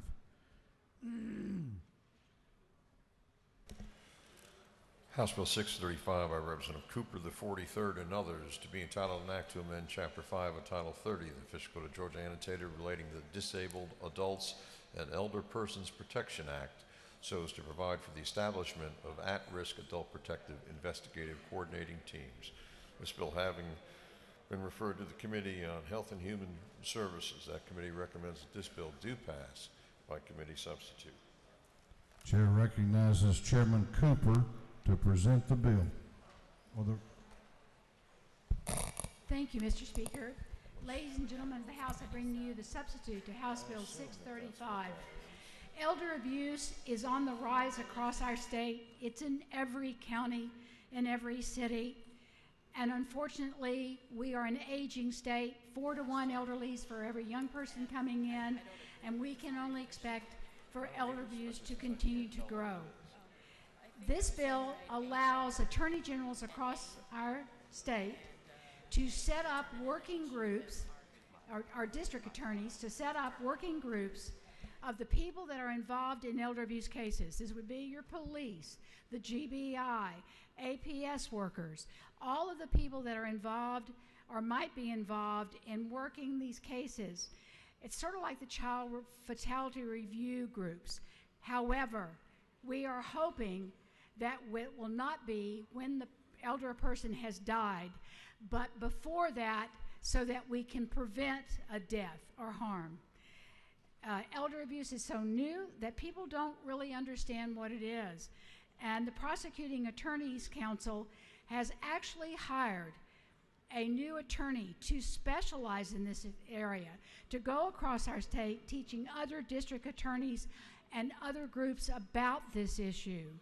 The bill was carefully crafted because we have had silos that couldn't share information. We have carefully crafted it, allowing these different individuals with safeguards for privacy included to be able to share so that we can try to take care of our elderly in a humane, just like you want your mother or father, if they end up in a nursing home or assisted living, or you end up in one of those, would like to be treated. So if there are no questions, and I will give you an example because it's heavy on my mind. If you listen to the radio yesterday coming in, they were talking about a case where an elderly man in a nursing home was in acute distress. He rang and rang and rang his bell, trying to get help. 2 nurses, and I will say one of them was a nursing assistant, I'm not sure the level of the other nurse, came into the room, did almost nothing to help him. In fact, they were laughing as he died. They lied to the investigators that came and said they had done everything, CPR and everything for him. There happened to be a video. And when they were confronted with that video, they admitted that they had lied. Can you imagine watching an elder person die in front of you and laugh about it and not help them? That's what happened. And so, Mr. Speaker, if there are no questions, I will yield the well and ask for this House in their favorable vote. Thank you very much.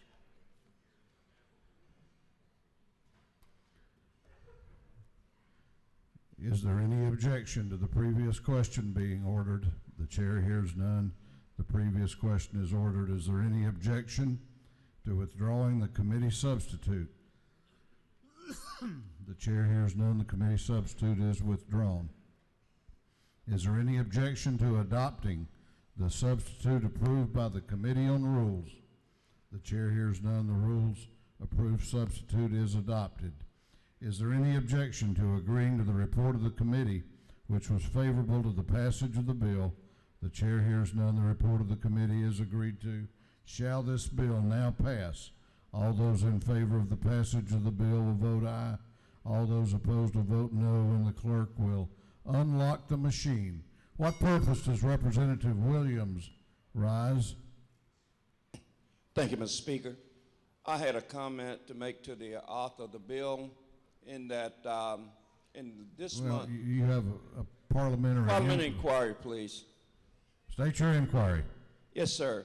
I was just letting the members of this House know that in the article AARP, there was a great article about elder abuse, and I urge all of them to read it, please. And the person that abused elders most are family members. Thank you very much. What purpose does Representative Beasley Teague rise?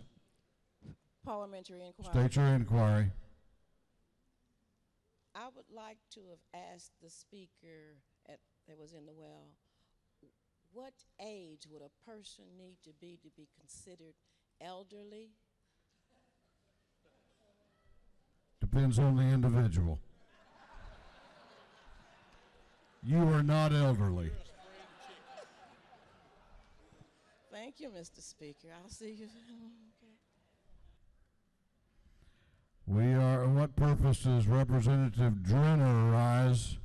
Parliamentary State your inquiry. Mr. Speaker, I would like to ask the chair lady when the elderly caucus photo will be meeting today.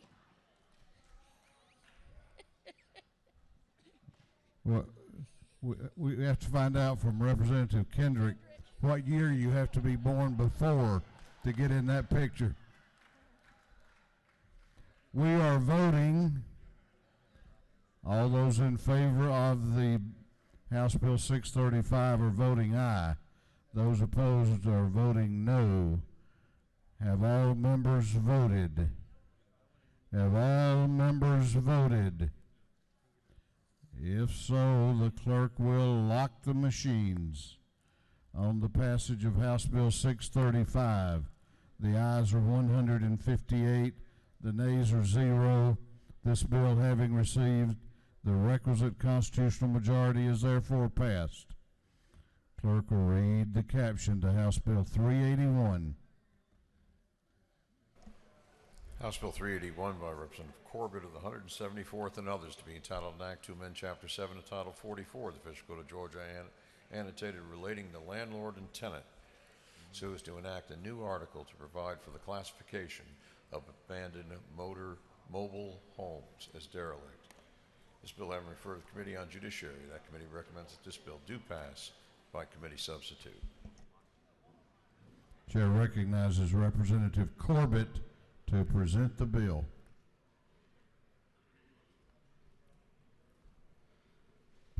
Thank you, Mr. Speaker. Members of the House, I bring before you today House Bill 381. About 2.5 years ago, a magistrate judge asked me to look into the law as it pertained to dealing with abandoned mobile homes to see if we could come up with a better solution, or better yet, a solution that worked. The process they have now, the person that owns the real property that the mobile home's sitting on, for him to have it moved, he has to pay a mover a cost of a minimum of $1,500 to move it, and then pay a storage fee in a secure area and store it, and it's unlimited. So there's no end to it, so it ends up sitting there and just becoming an eyesore, blight, and a drug haven, basically. The other way they could dispose of it is a tax sale. We just had a tax sale in a county I represent last week. Mobile home's been sitting there 7 years. It's one that's intact, but anyway, nobody bid on it. After meeting with ACCG, GMA, Georgia Bankers, Credit Unions, Realtors, Georgia Manufacturers Home Associations, we come up with this bill that allows the landowner to petition the county to inspect the abandoned home and to make a determination as whether it's either derelict or intact. If it's deemed derelict, there's a process to go through where the landowner can get permission to dispose of it. If it's deemed intact, there's a process for the landowner to go through and file a lien, and then go through and actually foreclose and have a sale of the mobile home and to have it moved off the property. A couple things I'd like to note in the bill, lines 55 and 56, nothing in this bill requires or forces the county to participate in this, and we're not forcing them to do that. And then on line 66, all this process starts at the request of the landowner. So the county doesn't come in there and tell them they have to do it. This is all at the request of the landowner. And then on line 182, if any of this was done, it wasn't done in good faith, there's a process where the person can be fined for depriving somebody of the rightful use. So there's a clawback there if somebody tries to abuse this process. So basically, we're just giving the landowner procedure to be able to remove the home off of his property. If no questions, Mr. Speaker, I'd yield the well. You do have you do have a question. Do you yield? I yield. Chair recognizes Representative Elam to your left for a question. Does my friend yield? To my friend, yes I do. Is it not true that you have worked tirelessly, and I've enjoyed very much working with you, that we're going to help our local communities work with landowners to get rid of eyesores, these old mobile homes that exist in communities all across Southwest Georgia. That is correct, and I had the distinct pleasure working with our Judiciary Committee, and that everybody needs to do that because it's a good process, and I appreciate their help. No further questions. Is there any objection to the previous question being ordered? The chair hears none. The previous question is ordered. Is there any objection to adopting the committee substitute? The chair hears none. The committee substitute is adopted. Is there any objection to agreeing to the report of the committee, which was favorable to the passage of the bill? The chair hears none. The report of the committee is agreed to. Shall this bill now pass? All those in favor of the passage of House Bill 381 will vote aye. All those opposed will vote no, and the clerk will unlock the machines.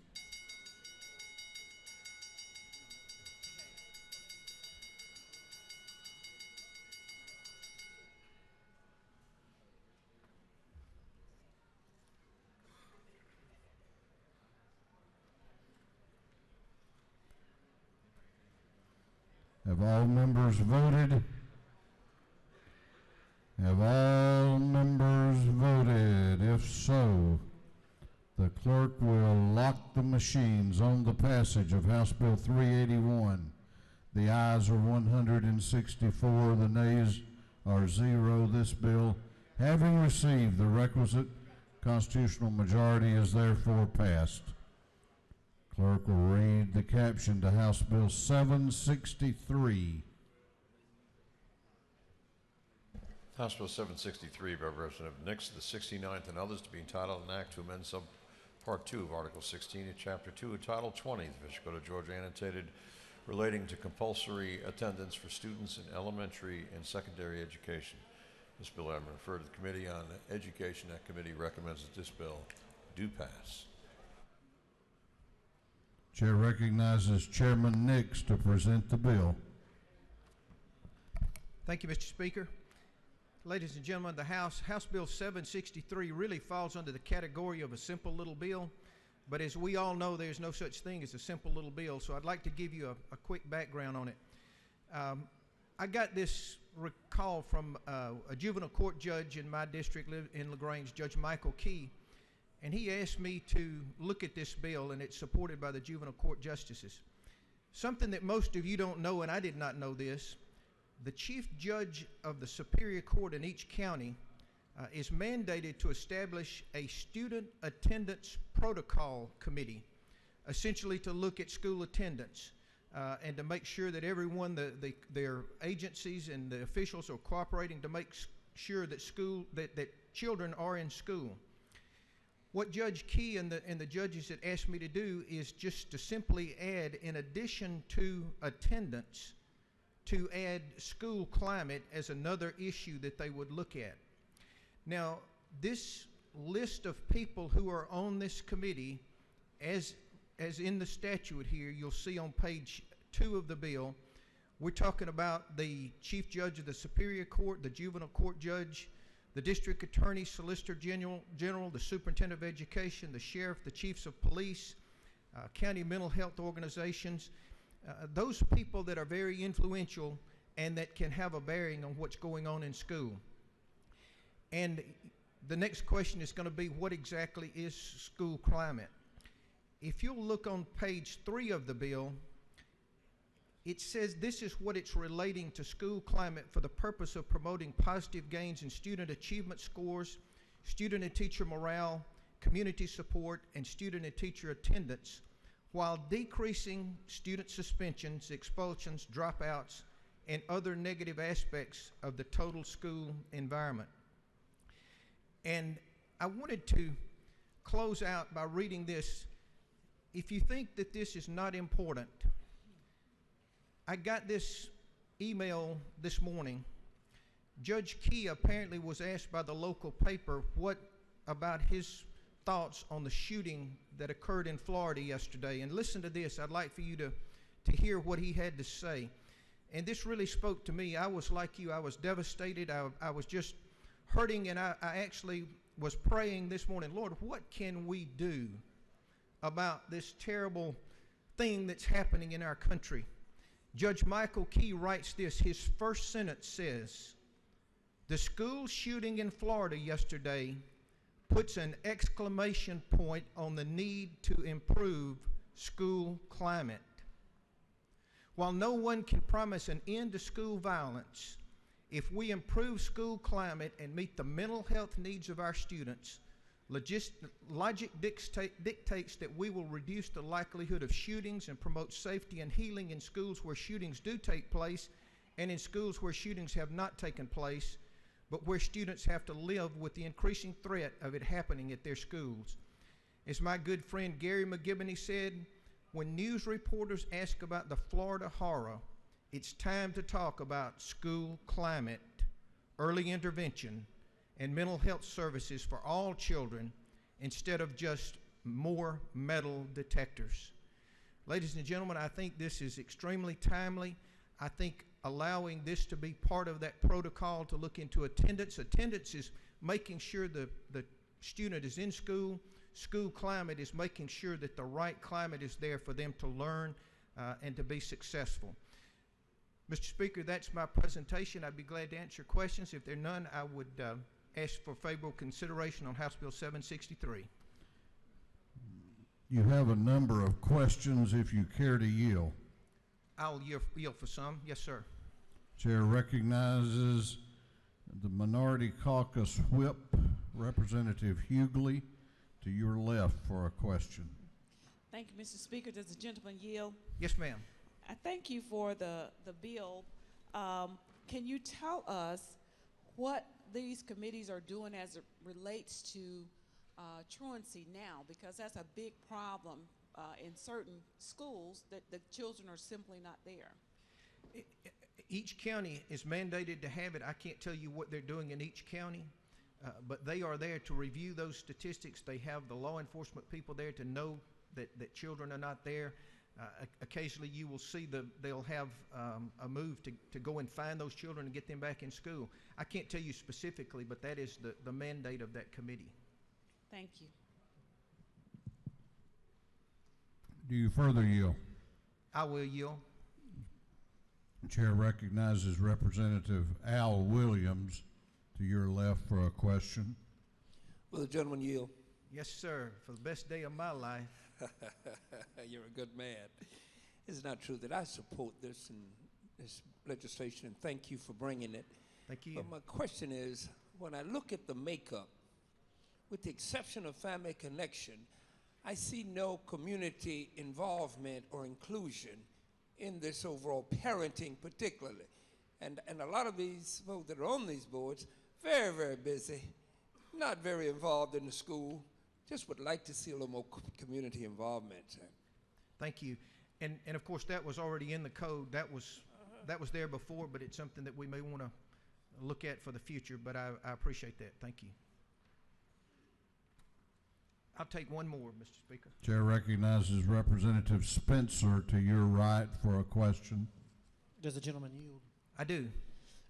What activities that you're proposing in this legislation that school boards either don't do or should be doing, what I guess I'm trying to ask is, what is the need for this committee at this point?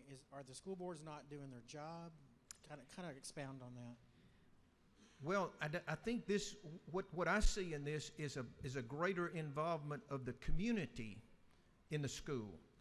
When you have your judges, your district attorneys, your sheriffs, these people who are really concerned about the activities of these students involved, and then you have your mental health people involved, I think that just gives another layer of involvement from the community that's looking at these problems and hopefully can help us find some solutions to solving those problems of both the delinquency and better atmosphere in the school, better learning environment, so that these kids, as it says, we're looking to cut down on the dropout rates, everything from that to teacher morale, community support that I think this helps foster.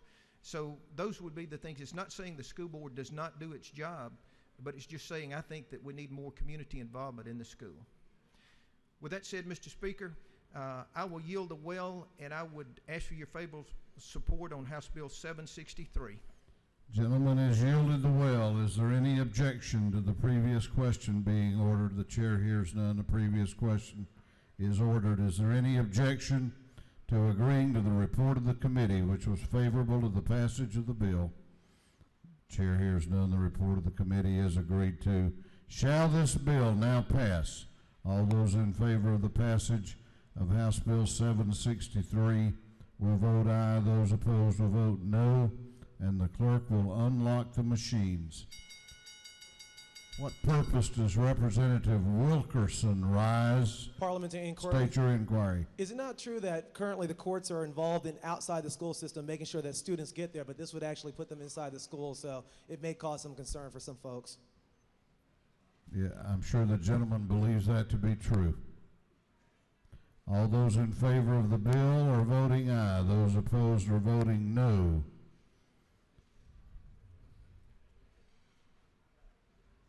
Have all members voted? Have all members voted? If so, the clerk will lock the machines. On the passage of House Bill 763, the ayes are 155, the nays are 6. This bill, having received the requisite constitutional majority, is therefore passed. Clerk will read the caption to House Bill 792.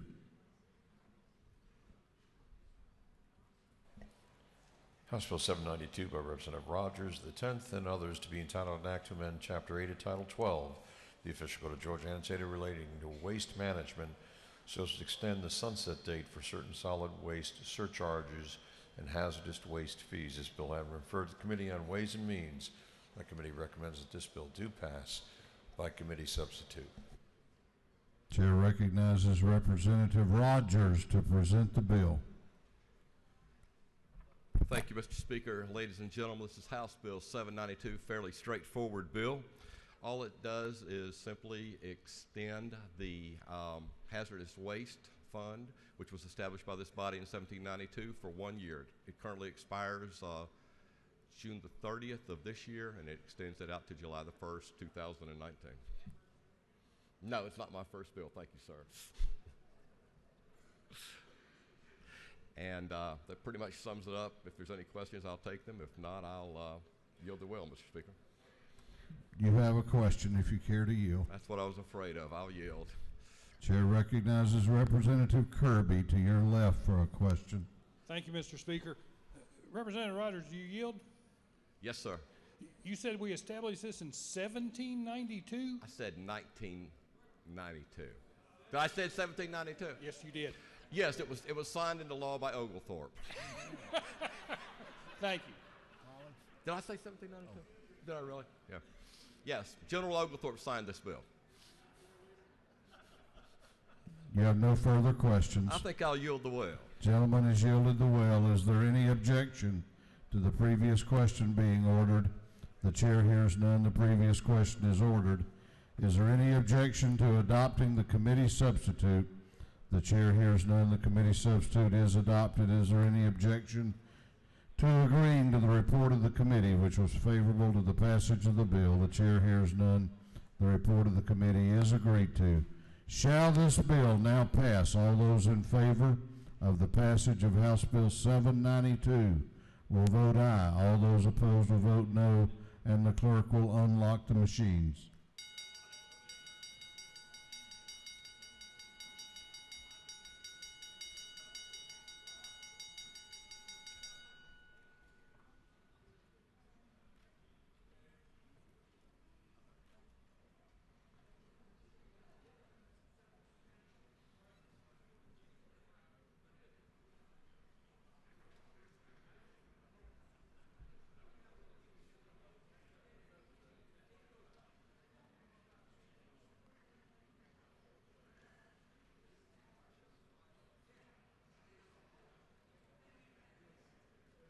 Have all members voted? Have all members voted? If so, the clerk will lock the machines. On the passage of House Bill 792, the ayes are 155, the nays are 8. This bill, having received the requisite constitutional majority, is therefore passed. Clerk will read the caption to House Bill 690. House Bill 690 by Representative Ridley of the 6th and others, to be entitled, An Act to Amend Code Section 48-5C-1 of the Official Code of Georgia, annotated, relating to definitions, exemptions from taxation, allocation, and disbursements of proceeds collected by tax agents. This bill having referred to the Committee on Ways and Means, that committee recommends that this bill do pass. Chair recognizes Representative Ridley to present the bill. Thank you, Mr. Speaker. Ladies and gentlemen, I bring to you House Bill 690. This is a very complicated bill, so I'll go through it line by line. Yes, sir. If you look on line 12, this House... I can turn your microphone off. You know that, don't you? I'm surprised you hadn't already done that once before. But anyway, Mr. Speaker, if you look, this bill came out of House Bill 327 last year. If you remember, we took just the leasing part out. And the only thing we're changing is on line 12. It says new vehicles, and we're adding used vehicles into that category. For the lease taxes will be the same. And Mr. Speaker, I'll take any questions if there happen to be any.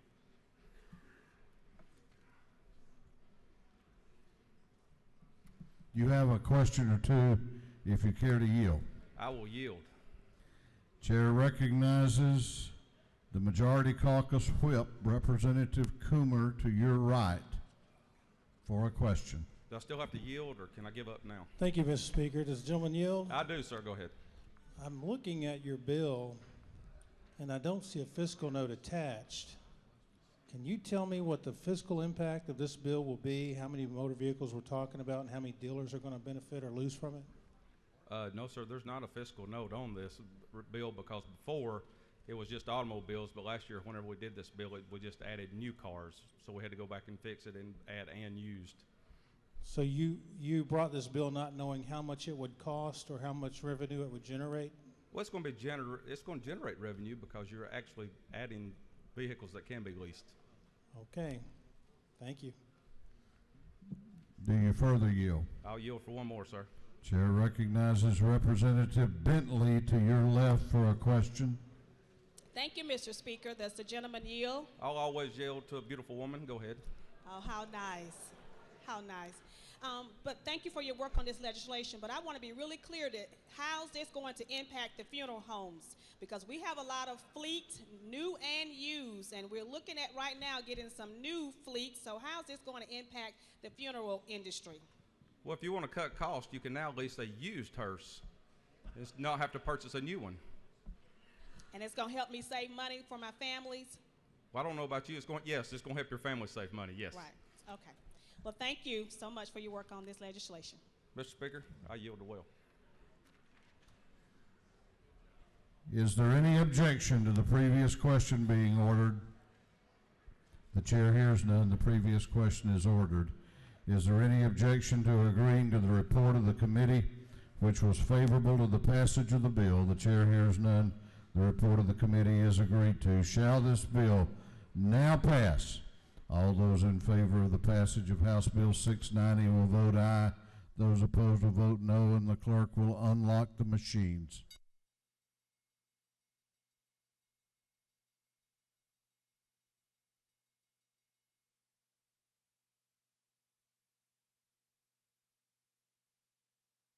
Have all members voted? Have all members voted? If so, the clerk will lock the machines on the passage of House Bill 690. The ayes are 158, the nays are 2. This bill, having received the requisite constitutional majority, is therefore passed. Clerk will read the caption to House Bill 657. House Bill 657 by Representative Petrie of the 166th and others, to be titled An Act to Amend Part 1 of Article 4, Chapter 11 of Title 16 of the Official Code of Georgia, annotated, relating to general provisions regarding dangerous instrumentalities and practices so as to make unlawful the knowing and intentional provision of any firearm for the purpose of providing such firearm to any person known to be on probation as a felony first offender. This bill having been referred to the Committee on Public Safety and Homeland Security. That committee recommends that this bill do pass. Chair recognizes Representative Petrie to present the bill. Thank you, Mr. Speaker. Ladies and gentlemen of the House, I bring to you today House Bill 657. I want to tell you all a story first. Right after we left session last year, on April 23rd, 2017, 3 individuals were murdered in a triple homicide in Savannah by a member of the Bloods gang. The murderer, a gentleman by the name of Keith Marrow, was already, of course, a convicted felon and used a weapon that was purchased by his girlfriend expressly because he couldn't purchase a weapon himself. That weapon was knowingly and intentionally purchased for him by his girlfriend. Now, stories like this happen every day in Georgia, according to our district attorneys, and because that is largely because there is no substantive deterrent. So today we have a misdemeanor straw purchase bill on the books, which is poorly written and ineffective, according to our district attorneys. Further, due to a rule of lenity, because we have a misdemeanor straw purchase statute, our DAs cannot use other routes, such as conspiracy or aiding and abetting what would be described as party to the crime. The rule of lenity states that if you have 2 crimes and the same facts prove both crimes, the court must sentence to the lesser penalty. And so we today in Georgia don't have any real way of keeping people from intentionally and knowingly providing felons, dangerous felons with firearms. HB 657 is a bill targeted specifically to the very small percentage of Georgians that commit all of our gun crime. The same guys over and over again. This is a pro-Second Amendment bill. It is supported by the NRA. This bill is supported by Georgia Carry and other pro-gun groups because it does not in any way encumber the rights of law-abiding citizens. This bill originated in Savannah with my DA in an attempt to do something to try to deal with gun crime in our community, and as I said earlier, it is strongly supported by the Prosecuting Attorney's Council. This bill makes it a felony to knowingly and intentionally provide a firearm to a felon. The language is straightforward, it's explicit, in a targeted attempt to combat one of the primary ways felons receive guns. By the way, the other most prevalent way is by stealing them. They either steal them or they have somebody get them for them. I want to call to your attention on line 24, if you will note that it clearly states, nothing in this subsection shall be construed as requiring a provider of a firearm to affirmatively confirm that a person to whom a firearm is provided is not a felon. This bill requires a very high burden of proof that someone has gone out of their way to circumvent the law and provide a weapon to a felon who subsequently uses that weapon to commit crimes in our community. There have been some concerns by several that have asked me about duress, situations of duress, where a felon forces someone to acquire them a weapon. I've had extensive conversations with our prosecuting attorneys counsel on that issue, who has made it very clear to me that the language in this bill would make duress a solid defense and would be an extenuating circumstance. And I would remind all of us that, our prosecutors have a special duty to seek justice, not just to convict. And so I would hope that the facts would be weighed fairly in a case like this. This bill is no cure-all to gun crime, not in any way, shape, or form, but it is one more tool to help our DAs to do something to battle our primary source of gun crime, and that is felons with guns. Mr. Speaker, I yield for any questions. You have a couple of questions if you do care to yield. I yield. Chair recognizes Chairman Tom Taylor to your right for a question. Thank you, Mr. Speaker. Gentleman yield. I do. So just for clarification, the straw purchaser would be a felon in this case. On the flip side of that, would the person receiving the weapon have another charge on them? The person receiving the weapon is already is felon already in breaking the violation. law by virtue of possessing the weapon. But would that put an additional charge on them, I guess, is what I'm asking. That's my understanding. Thank you, sir. Yes, sir. Do you further yield? Yes, sir, Mr. Speaker. I yield. Chair recognizes Representative Laricchia to your right for a question. Does the gentleman yield? Yes, sir, I yield. Is it not true that knowingly and intentionally is one of the highest standards for burden of proof that they have in that judicial process? Yes, sir. That was very important to me as I discussed it with Legislative Counsel and with the prosecuting attorneys. There's precedent for that language, and it is a high burden to make sure that someone absolutely went out of their way to get a gun into the hands of a violent felon. Yes, Thank sir. you. And That as is I've correct. said, this may be one of the finest pieces of legislation we passed this year. Well, thank you, sir. I appreciate that. Do you further yield? I yield, Mr. Speaker, for one more. Chair recognizes the Minority Caucus Whip, Representative Hughley to your left for a question. Thank you, Mr. Speaker. Does the gentleman in the well yield? Yes, ma'am. I Can yield. can you help me with this? You have a high standard of knowingly and intentionally, but you don't require that they affirmatively confirm that the person is not a felon. Correct. Well, we can't. We wanted to make sure that law-abiding gun owners who are selling weapons are not caught up in this in any way, shape, or form, and that's why this bill is supported by pro-gun groups. This bill expressly is about targeting people who absolutely, concretely, expressly go out of their way to provide weapons to known felons.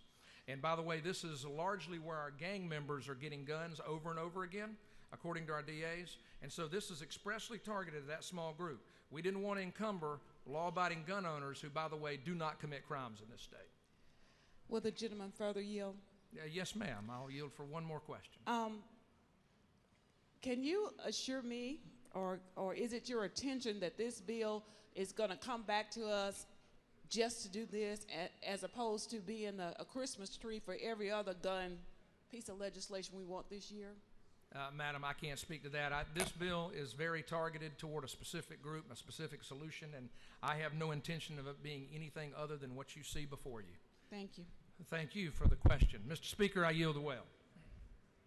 Chair recognizes Representative Gilliard to speak to the bill.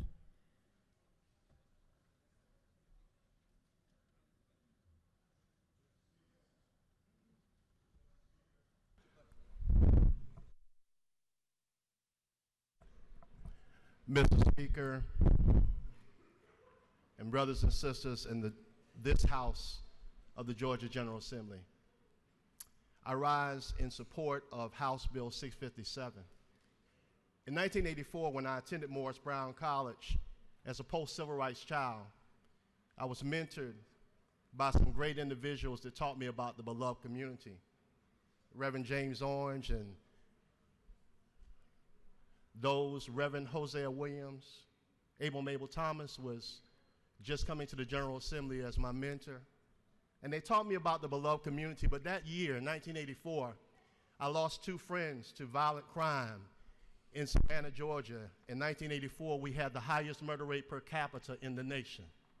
In 1991, we had 59 murders in Savannah as the highest murder rate in the nation per capita, and 59 of those murders were African-American women who, out of 59, 14 of them were murdered at the hands of those that had guns that were felons.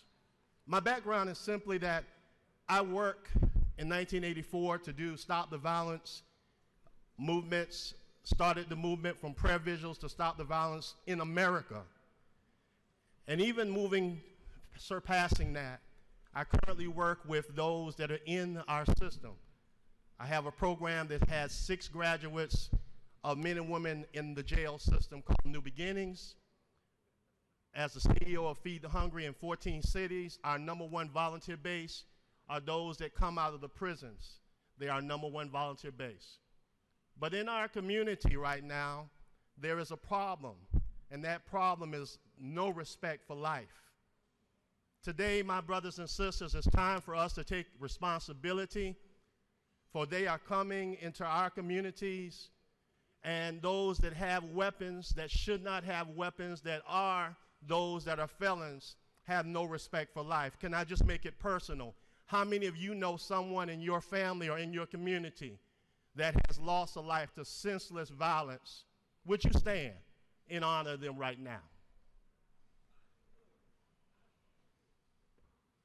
Let me make it even more personal. It's time for the village to stand and take responsibility. Now, I'm a proponent of giving prevention programs, and I'm a proponent of reentry, and I'm a proponent, and I applaud our governor for the efforts of being the governor that has done more in the areas of reentry. But sometimes you get tired of being tired of the excuses. Guns don't die, people do. And so in Savannah, Georgia, just some weeks ago, to make it very personal for you, a couple of months ago, a 2-year-old laid down on the sofa, but the derelict disrespect of those that would ride, that say that they love our communities, came into our communities. She laid down on the sofa, but those that shot up the house, she didn't get up. Just a couple of months ago, a 15-year-old by the name of Akins, a student at Windsor Forest High School, went to a game, church-going, honor roll student, football player. A 16-year-old went to personally assassinate him, waited for him outside the local McDonald's, and took his life, and then said, oops, it was the wrong person. No respect for life. But let me even get more personal for those that are in the funeral caucus. Just about a week and a half ago, there was a funeral in Savannah, Georgia. And at this funeral, the disrespect of a young man that was being laid to rest, they came up in the funeral and shot up the funeral in Savannah, Georgia. And a 12-year-old by the name of Cooksley that had nothing to do with anything lost his life. Sometimes the village must stand up and take responsibility. And it is those that are in those communities that have no respect, that have weapons that should not have weapons, and those that purchase the weapons for them. And I even went as far to tell my daughter, I said, you know, as you hang with company, understand that this bill that we're proposing is coming up. And even to my daughter, if you hang with Pookie and Quan and you purchase that gun, you're going down. You're gonna suffer the consequences, because the village is tired, because we in our communities, we have red sirens that ride every day, and blue sirens. But even more, we have tired of going to funerals of individuals that have no respect for life. So today I ask you, brothers and sisters of this assembly, to move aside Democrat, Republican, as a Second Amendment gun-carrying person that has the right. Move aside that it's not about a gun. It is truly about the respect for life. And just last week, our mayor and our city was up in arms saying we got to do something. And all over our communities, we say we've got to do something. Well, I was elected to legislate, and I was elected to represent the street committee that's not here today. And the street committee is tired of going to funerals, tired of burying their sons and daughters, and we need to do something. I ask for your favorable consideration in supporting House Bill 657. Mr. Speaker, I yield the well. Is there any objection to the previous question being ordered? The chair hears none. The previous question is ordered. Is there any objection to agreeing to the report of the committee, which was favorable to the passage of the bill? The chair hears none. The report of the committee is agreed to. Shall this bill now pass? All those in favor of the passage of House Bill 657 will vote aye. Those opposed will vote no, and the clerk will unlock the machines.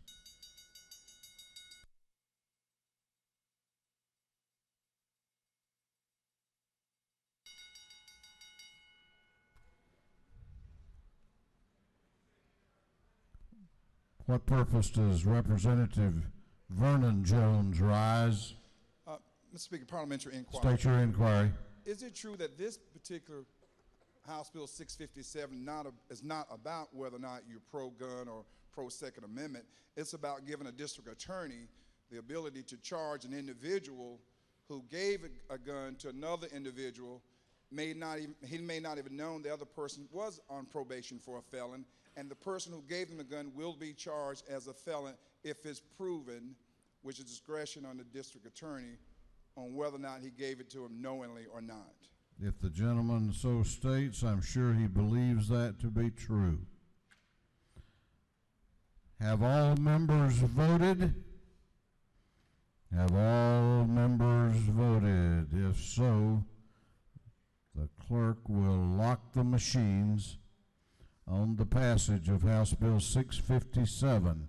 The ayes are 156, the nays are 3. This bill, having received the requisite constitutional majority, is therefore passed. Clerk will read the caption to House Bill 795.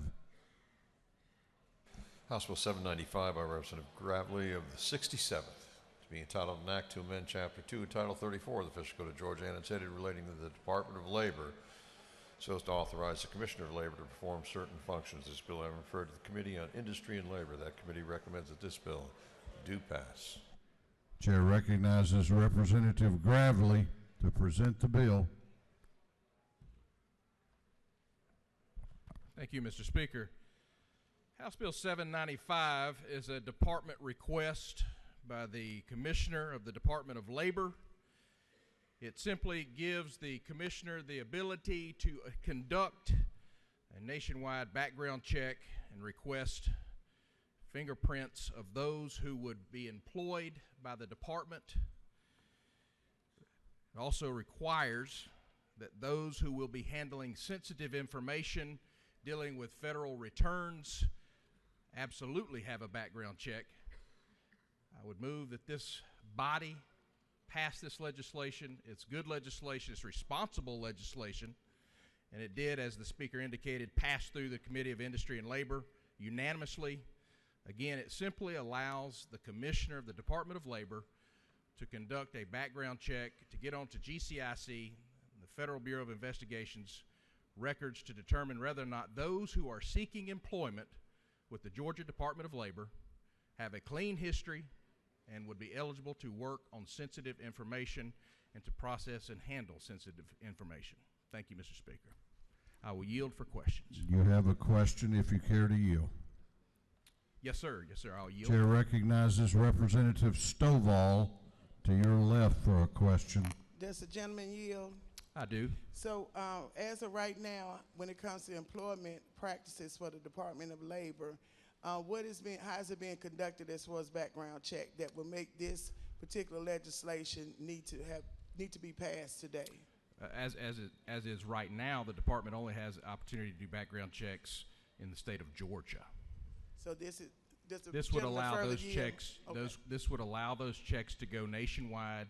If someone came, let's say from Arizona, Texas, we would have no way of knowing if there was a problem with any type of criminal background, if there was any wrongdoing, specifically in dealing with our federal returns. If someone had lost a license, we would only have the capability of determining whether or not that person had committed a crime or lost a license in the state of Georgia. Do you further yield? I'll yield for another question. Yes, sir, Mr. Speaker. Chair recognizes Representative McLean to your left for a question. Absolutely. Thank you, Mr. Speaker. Is it not true that I am on the Industry and Labor Committee? Absolutely. I just wanted this body to know I do support this piece of legislation. Thank you, Representative. Do you further yield? I'll yield for one more, Mr. Speaker. Chair recognizes Representative Carter to your left for a question. Absolutely. Thank you, Mr. Speaker. Does the gentleman yield? Absolutely. In the event that an individual that works for the Department of Labor in a position where they currently do not have access to tax returns and they go into another position, are they subject to background checks if they are currently employed with the DOL? Yes, they are. If you'll look at believe it's line 52, no, I'm sorry, line 46, says that the Commissioner of Labor shall have the authority to require a criminal background check on any individual employed by the Department of Labor or applying for employment with the Department of Labor, and shall require a criminal background check on any such individual with direct access to federal return information as part of his or her job duties. Mr. Speaker, I will yield the well at this time. I know it's getting close, or at least past the lunch hour, and would ask for your favorable consideration on House Bill 795. Gentleman has yielded the well. Is there any objection to the previous question being ordered? The chair hears none. The previous question is ordered. Is there any objection to agreeing to the report of the committee which was favorable to the passage of the bill? The chair hears none. The report of the committee is agreed to. Shall this bill now pass? All those in favor of the passage of House Bill 795 will vote aye. Those opposed will vote no, and the clerk will unlock the machines.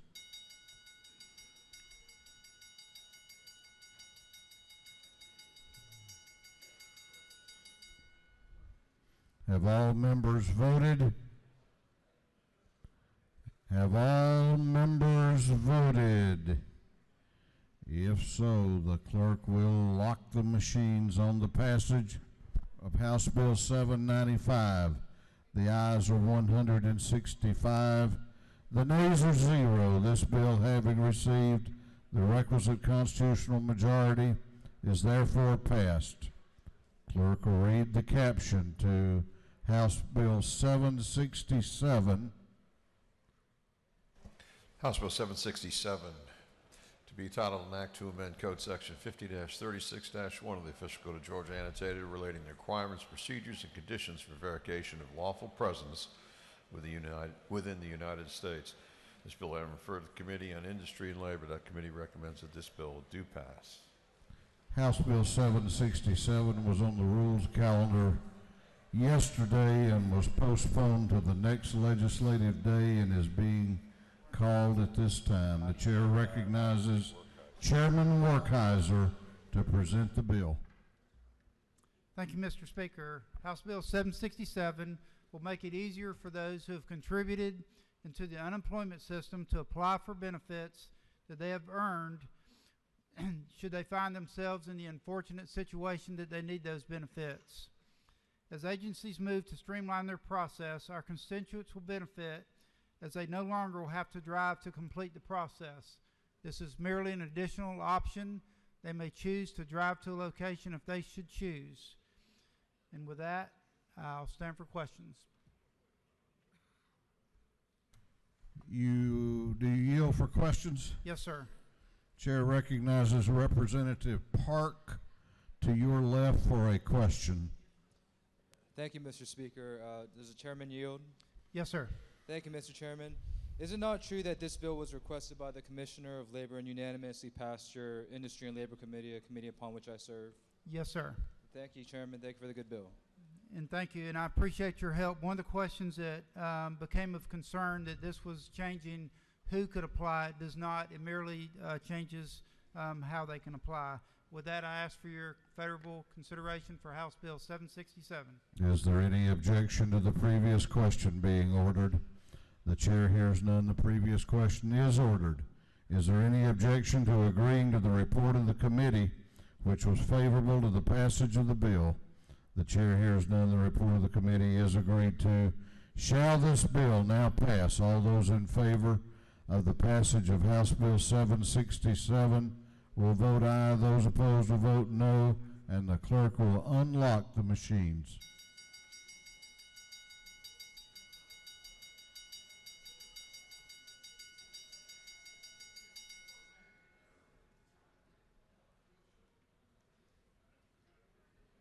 Have all members voted? Have all members voted?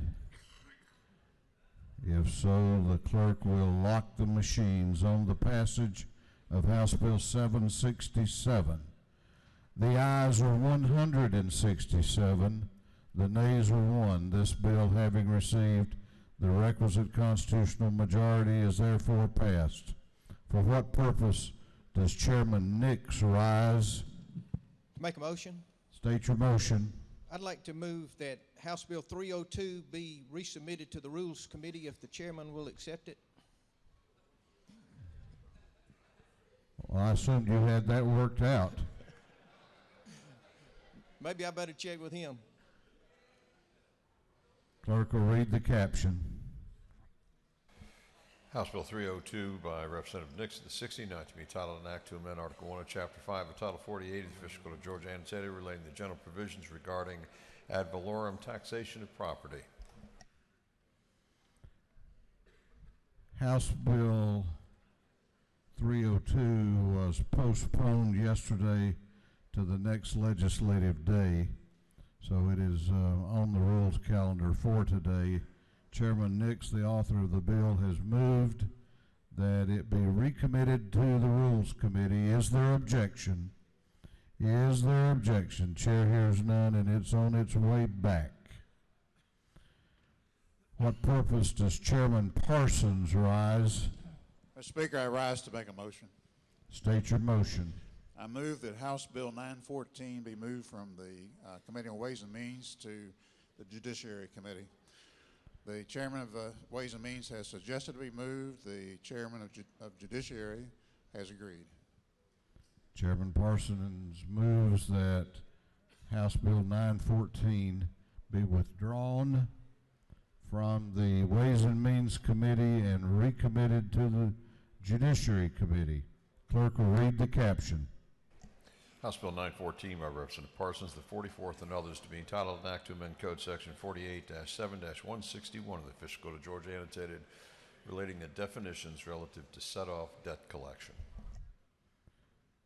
On the gentleman's motion that House Bill 914 be withdrawn from the Ways and Means Committee and recommitted to the Judiciary Committee, is there objection?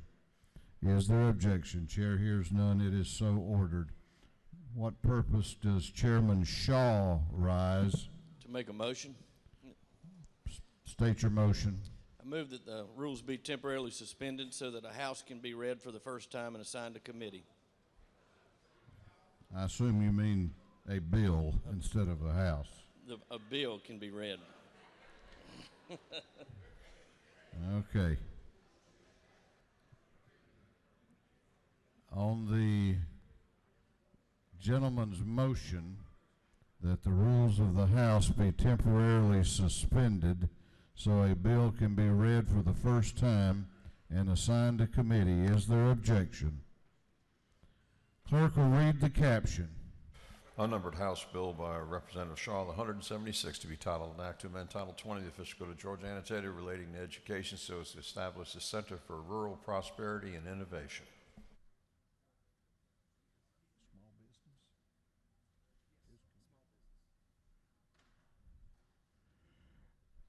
There was no objection to the gentleman's motion. So the bill is assigned to the Small Business Development Committee.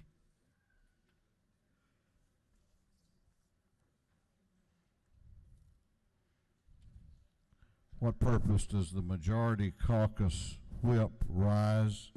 Make a motion. State your motion. I move that the House, that Senate Bill 315 be withdrawn from the Committee on Public Safety and Homeland Security and recommitted to the Committee on Judiciary Non-Civil. Majority Caucus Whip Representative Coomer has moved that Senate Bill 315 be withdrawn from the Public Safety and Homeland Security Committee and recommitted to the Judiciary Non-Civil Committee. Clerk will read the caption. Senate Bill 315 by Senator Thompson, the 14th, Albers of the 56th, Cowser of the 46th, Miller of the 49th, Underman of the 45th, and others, to be entitled an act to amend Part 1 of Article 6, Chapter 9 of Title 16 of the Official Code of Georgia annotated relating to computer crimes. On the gentleman's motion that Senate Bill 315 be withdrawn from the Public Safety and Homeland Security Committee and recommitted to the Judiciary Non-Civil Committee. Is there objection? Chair hears none, and it is so ordered. What purpose does Representative Jeff Jones rise? Thank you, Mr. Speaker. I make a motion. State your motion. I move that House Bill 484 be moved from the Judiciary Committee to the Motor Vehicles Committee. Both chairmen have agreed to that move. Representative Jones has moved that House Bill 484 be withdrawn from the Judiciary Committee and recommitted to the Motor Vehicles Committee. The clerk will read the caption. House Bill 484 by Representative Jones, the 167th, and others to be titled an act to amend Chapter 5 of Title 40 of the Official Code of Georgia annotated relating to driver's license, so to clarify and provide for persons who may obtain certain licenses, permits, or cards. On the gentleman's motion that House Bill 484 be withdrawn from the Judiciary Committee and recommitted to the Motor Vehicles Committee, is there objection? Chair hears none, and it is so ordered. If you have signed up for an announcement, make your way to the front of the chamber. While members are doing that, I want you to join with me and wish we got a number of members that are having birthdays this time of year. Let's begin with today's birthday. This is why you were asking about elderly, wasn't it? Happy birthday to Representative Sharon Beasley Teague.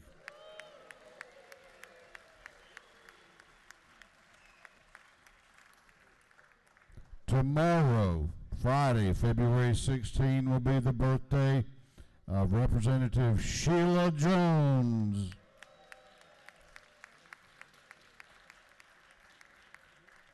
On Saturday, we'll wish an early happy birthday to Representative Alan Peak. And I'm getting to him. And also on Saturday, happy birthday greetings to Chairman Ed Ronders. And on Monday, it will not only be President's Day, it'll be the birthday of Chairman Johnny Caldwell and Chairman Bill Werkheiser. Chair recognizes for an announcement Representative Mathiak. Thank you, Mr. Chairman. Just want to remind everybody, lunch in the Empire Room over at the Sloppy Floyd Towers. Thanks. Chair recognizes Chairman Dempsey for an announcement. Thank you, Mr. Speaker. On your desk, under the many papers, you will find a green sheet there about Georgia Family Connection. They're having a drop-in lunch today honoring each of us. Georgia Family Connection is in each and every one of our counties. This is a very important child advocacy and funding mechanism. I urge you to go down there to check in with them, to get to know them if you don't know them. Thank you. Chair recognizes Chairman Dollar for an announcement. Thank you, Speaker. Members of the Telecommunications Subcommittee on Energy, Utilities, and Telecom, on your desk you have a meeting notice for Monday. Disregard that. We're going to move that meeting to Tuesday. We don't have a time yet. It probably depend on the calendar. But we're going to have a subcommittee meeting and then probably be going right into full committee after that. So please disregard the Monday notice. Thank you. Chair recognizes Representative McLean for an announcement. Thank you, Mr. Speaker. The Georgia Working Families Legislative Caucus lunch will be in room 310, not 307, but 310 because of a scheduling conflict. Thank you. Chair recognizes Chairman Watson for an announcement. Thank you, Mr. Speaker. Ladies and gentlemen of the House, Small Business Development will meet at 2 o'clock today in room 406. Thank you. Chair recognizes Chairman Coleman for an announcement. Thank you, Mr. Speaker. Full Education Committee will meet today at 2 o'clock in room 606 CLOB. Very, very important meeting. Please plan to be there. Chair recognizes Chairman Harden for an announcement. Thank you, Mr. Speaker. The Environmental Quality Subcommittee of Natural Resources and Environment will meet 8 a.m. Tuesday morning, room 606 CLOB. Thanks, Mr. Speaker. Chair recognizes Representative Reeves for an announcement. Thank you, Mr. Speaker. The Judiciary Non-Civil Full Committee will meet at 1:30 in room 403 of the Capitol. Thank you. Clerk will read the caption to a group of privilege resolutions. Honoring the life and memory of Mr. Bill Dunn. Honoring the life and memory of Mrs. Joyce Millsaps Bryson. Honoring the life and memory of Mr. Richard Alvin Stanley. Honoring the life and memory of Mr. Wilson C. Cobb. Honoring the life and memory of Reverend Alton Eugene Tao. Honoring the life and memory of Mrs. Louise Brown Little. Honoring the life and memory of Mrs. Shelbia Jean Wimberly. Recognizing and commending Sean Culpepper, Fannin County School System's Teacher of the Year. Recognizing and commending Mr. Larry Davis for being the Gilmer Chamber of Commerce Citizen of the Year. Recognizing and commending the Ella J. Pilgrim's Poultry Plant. Recognizing and commending Radical Dishes Co-op Radish. Recognizing and commending the contributions to Georgia family and professional caregivers.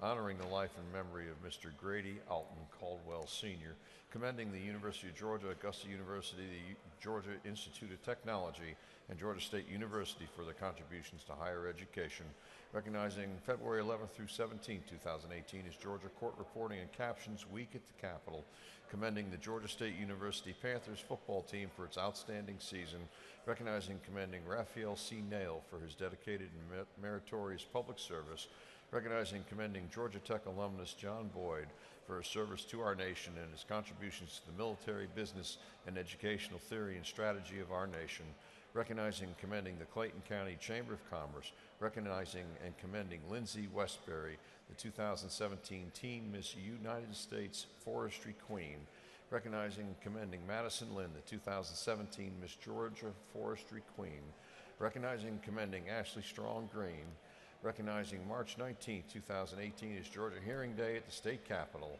and for other purposes. That completes the reading. Is there any objection to adopting the privilege resolutions? The chair hears none, and the resolutions are adopted. I don't know how we missed a birthday, but we did. But we caught it. Tomorrow, Friday, February 16, is also the birthday of Representative Tom Kirby. Representative Kirby. Chair recognizes the Majority Leader of the House for a motion. Mr. Speaker, I move that this House stand in recess until 4 p.m. today and then stand adjourned until 10 a.m. Tuesday, February the 20th, 2018. The Majority Leader has moved that this House be in recess until 4 o'clock p.m. today, whereupon we would be adjourned until Tuesday, February 20 at 10 a.m. All those in favor of the motion will say aye. All those opposed will say no. The ayes have it, and this House will be in recess until 4 o'clock p.m. today, whereupon we will stand adjourned until Tuesday, February 20th at 10 a.m.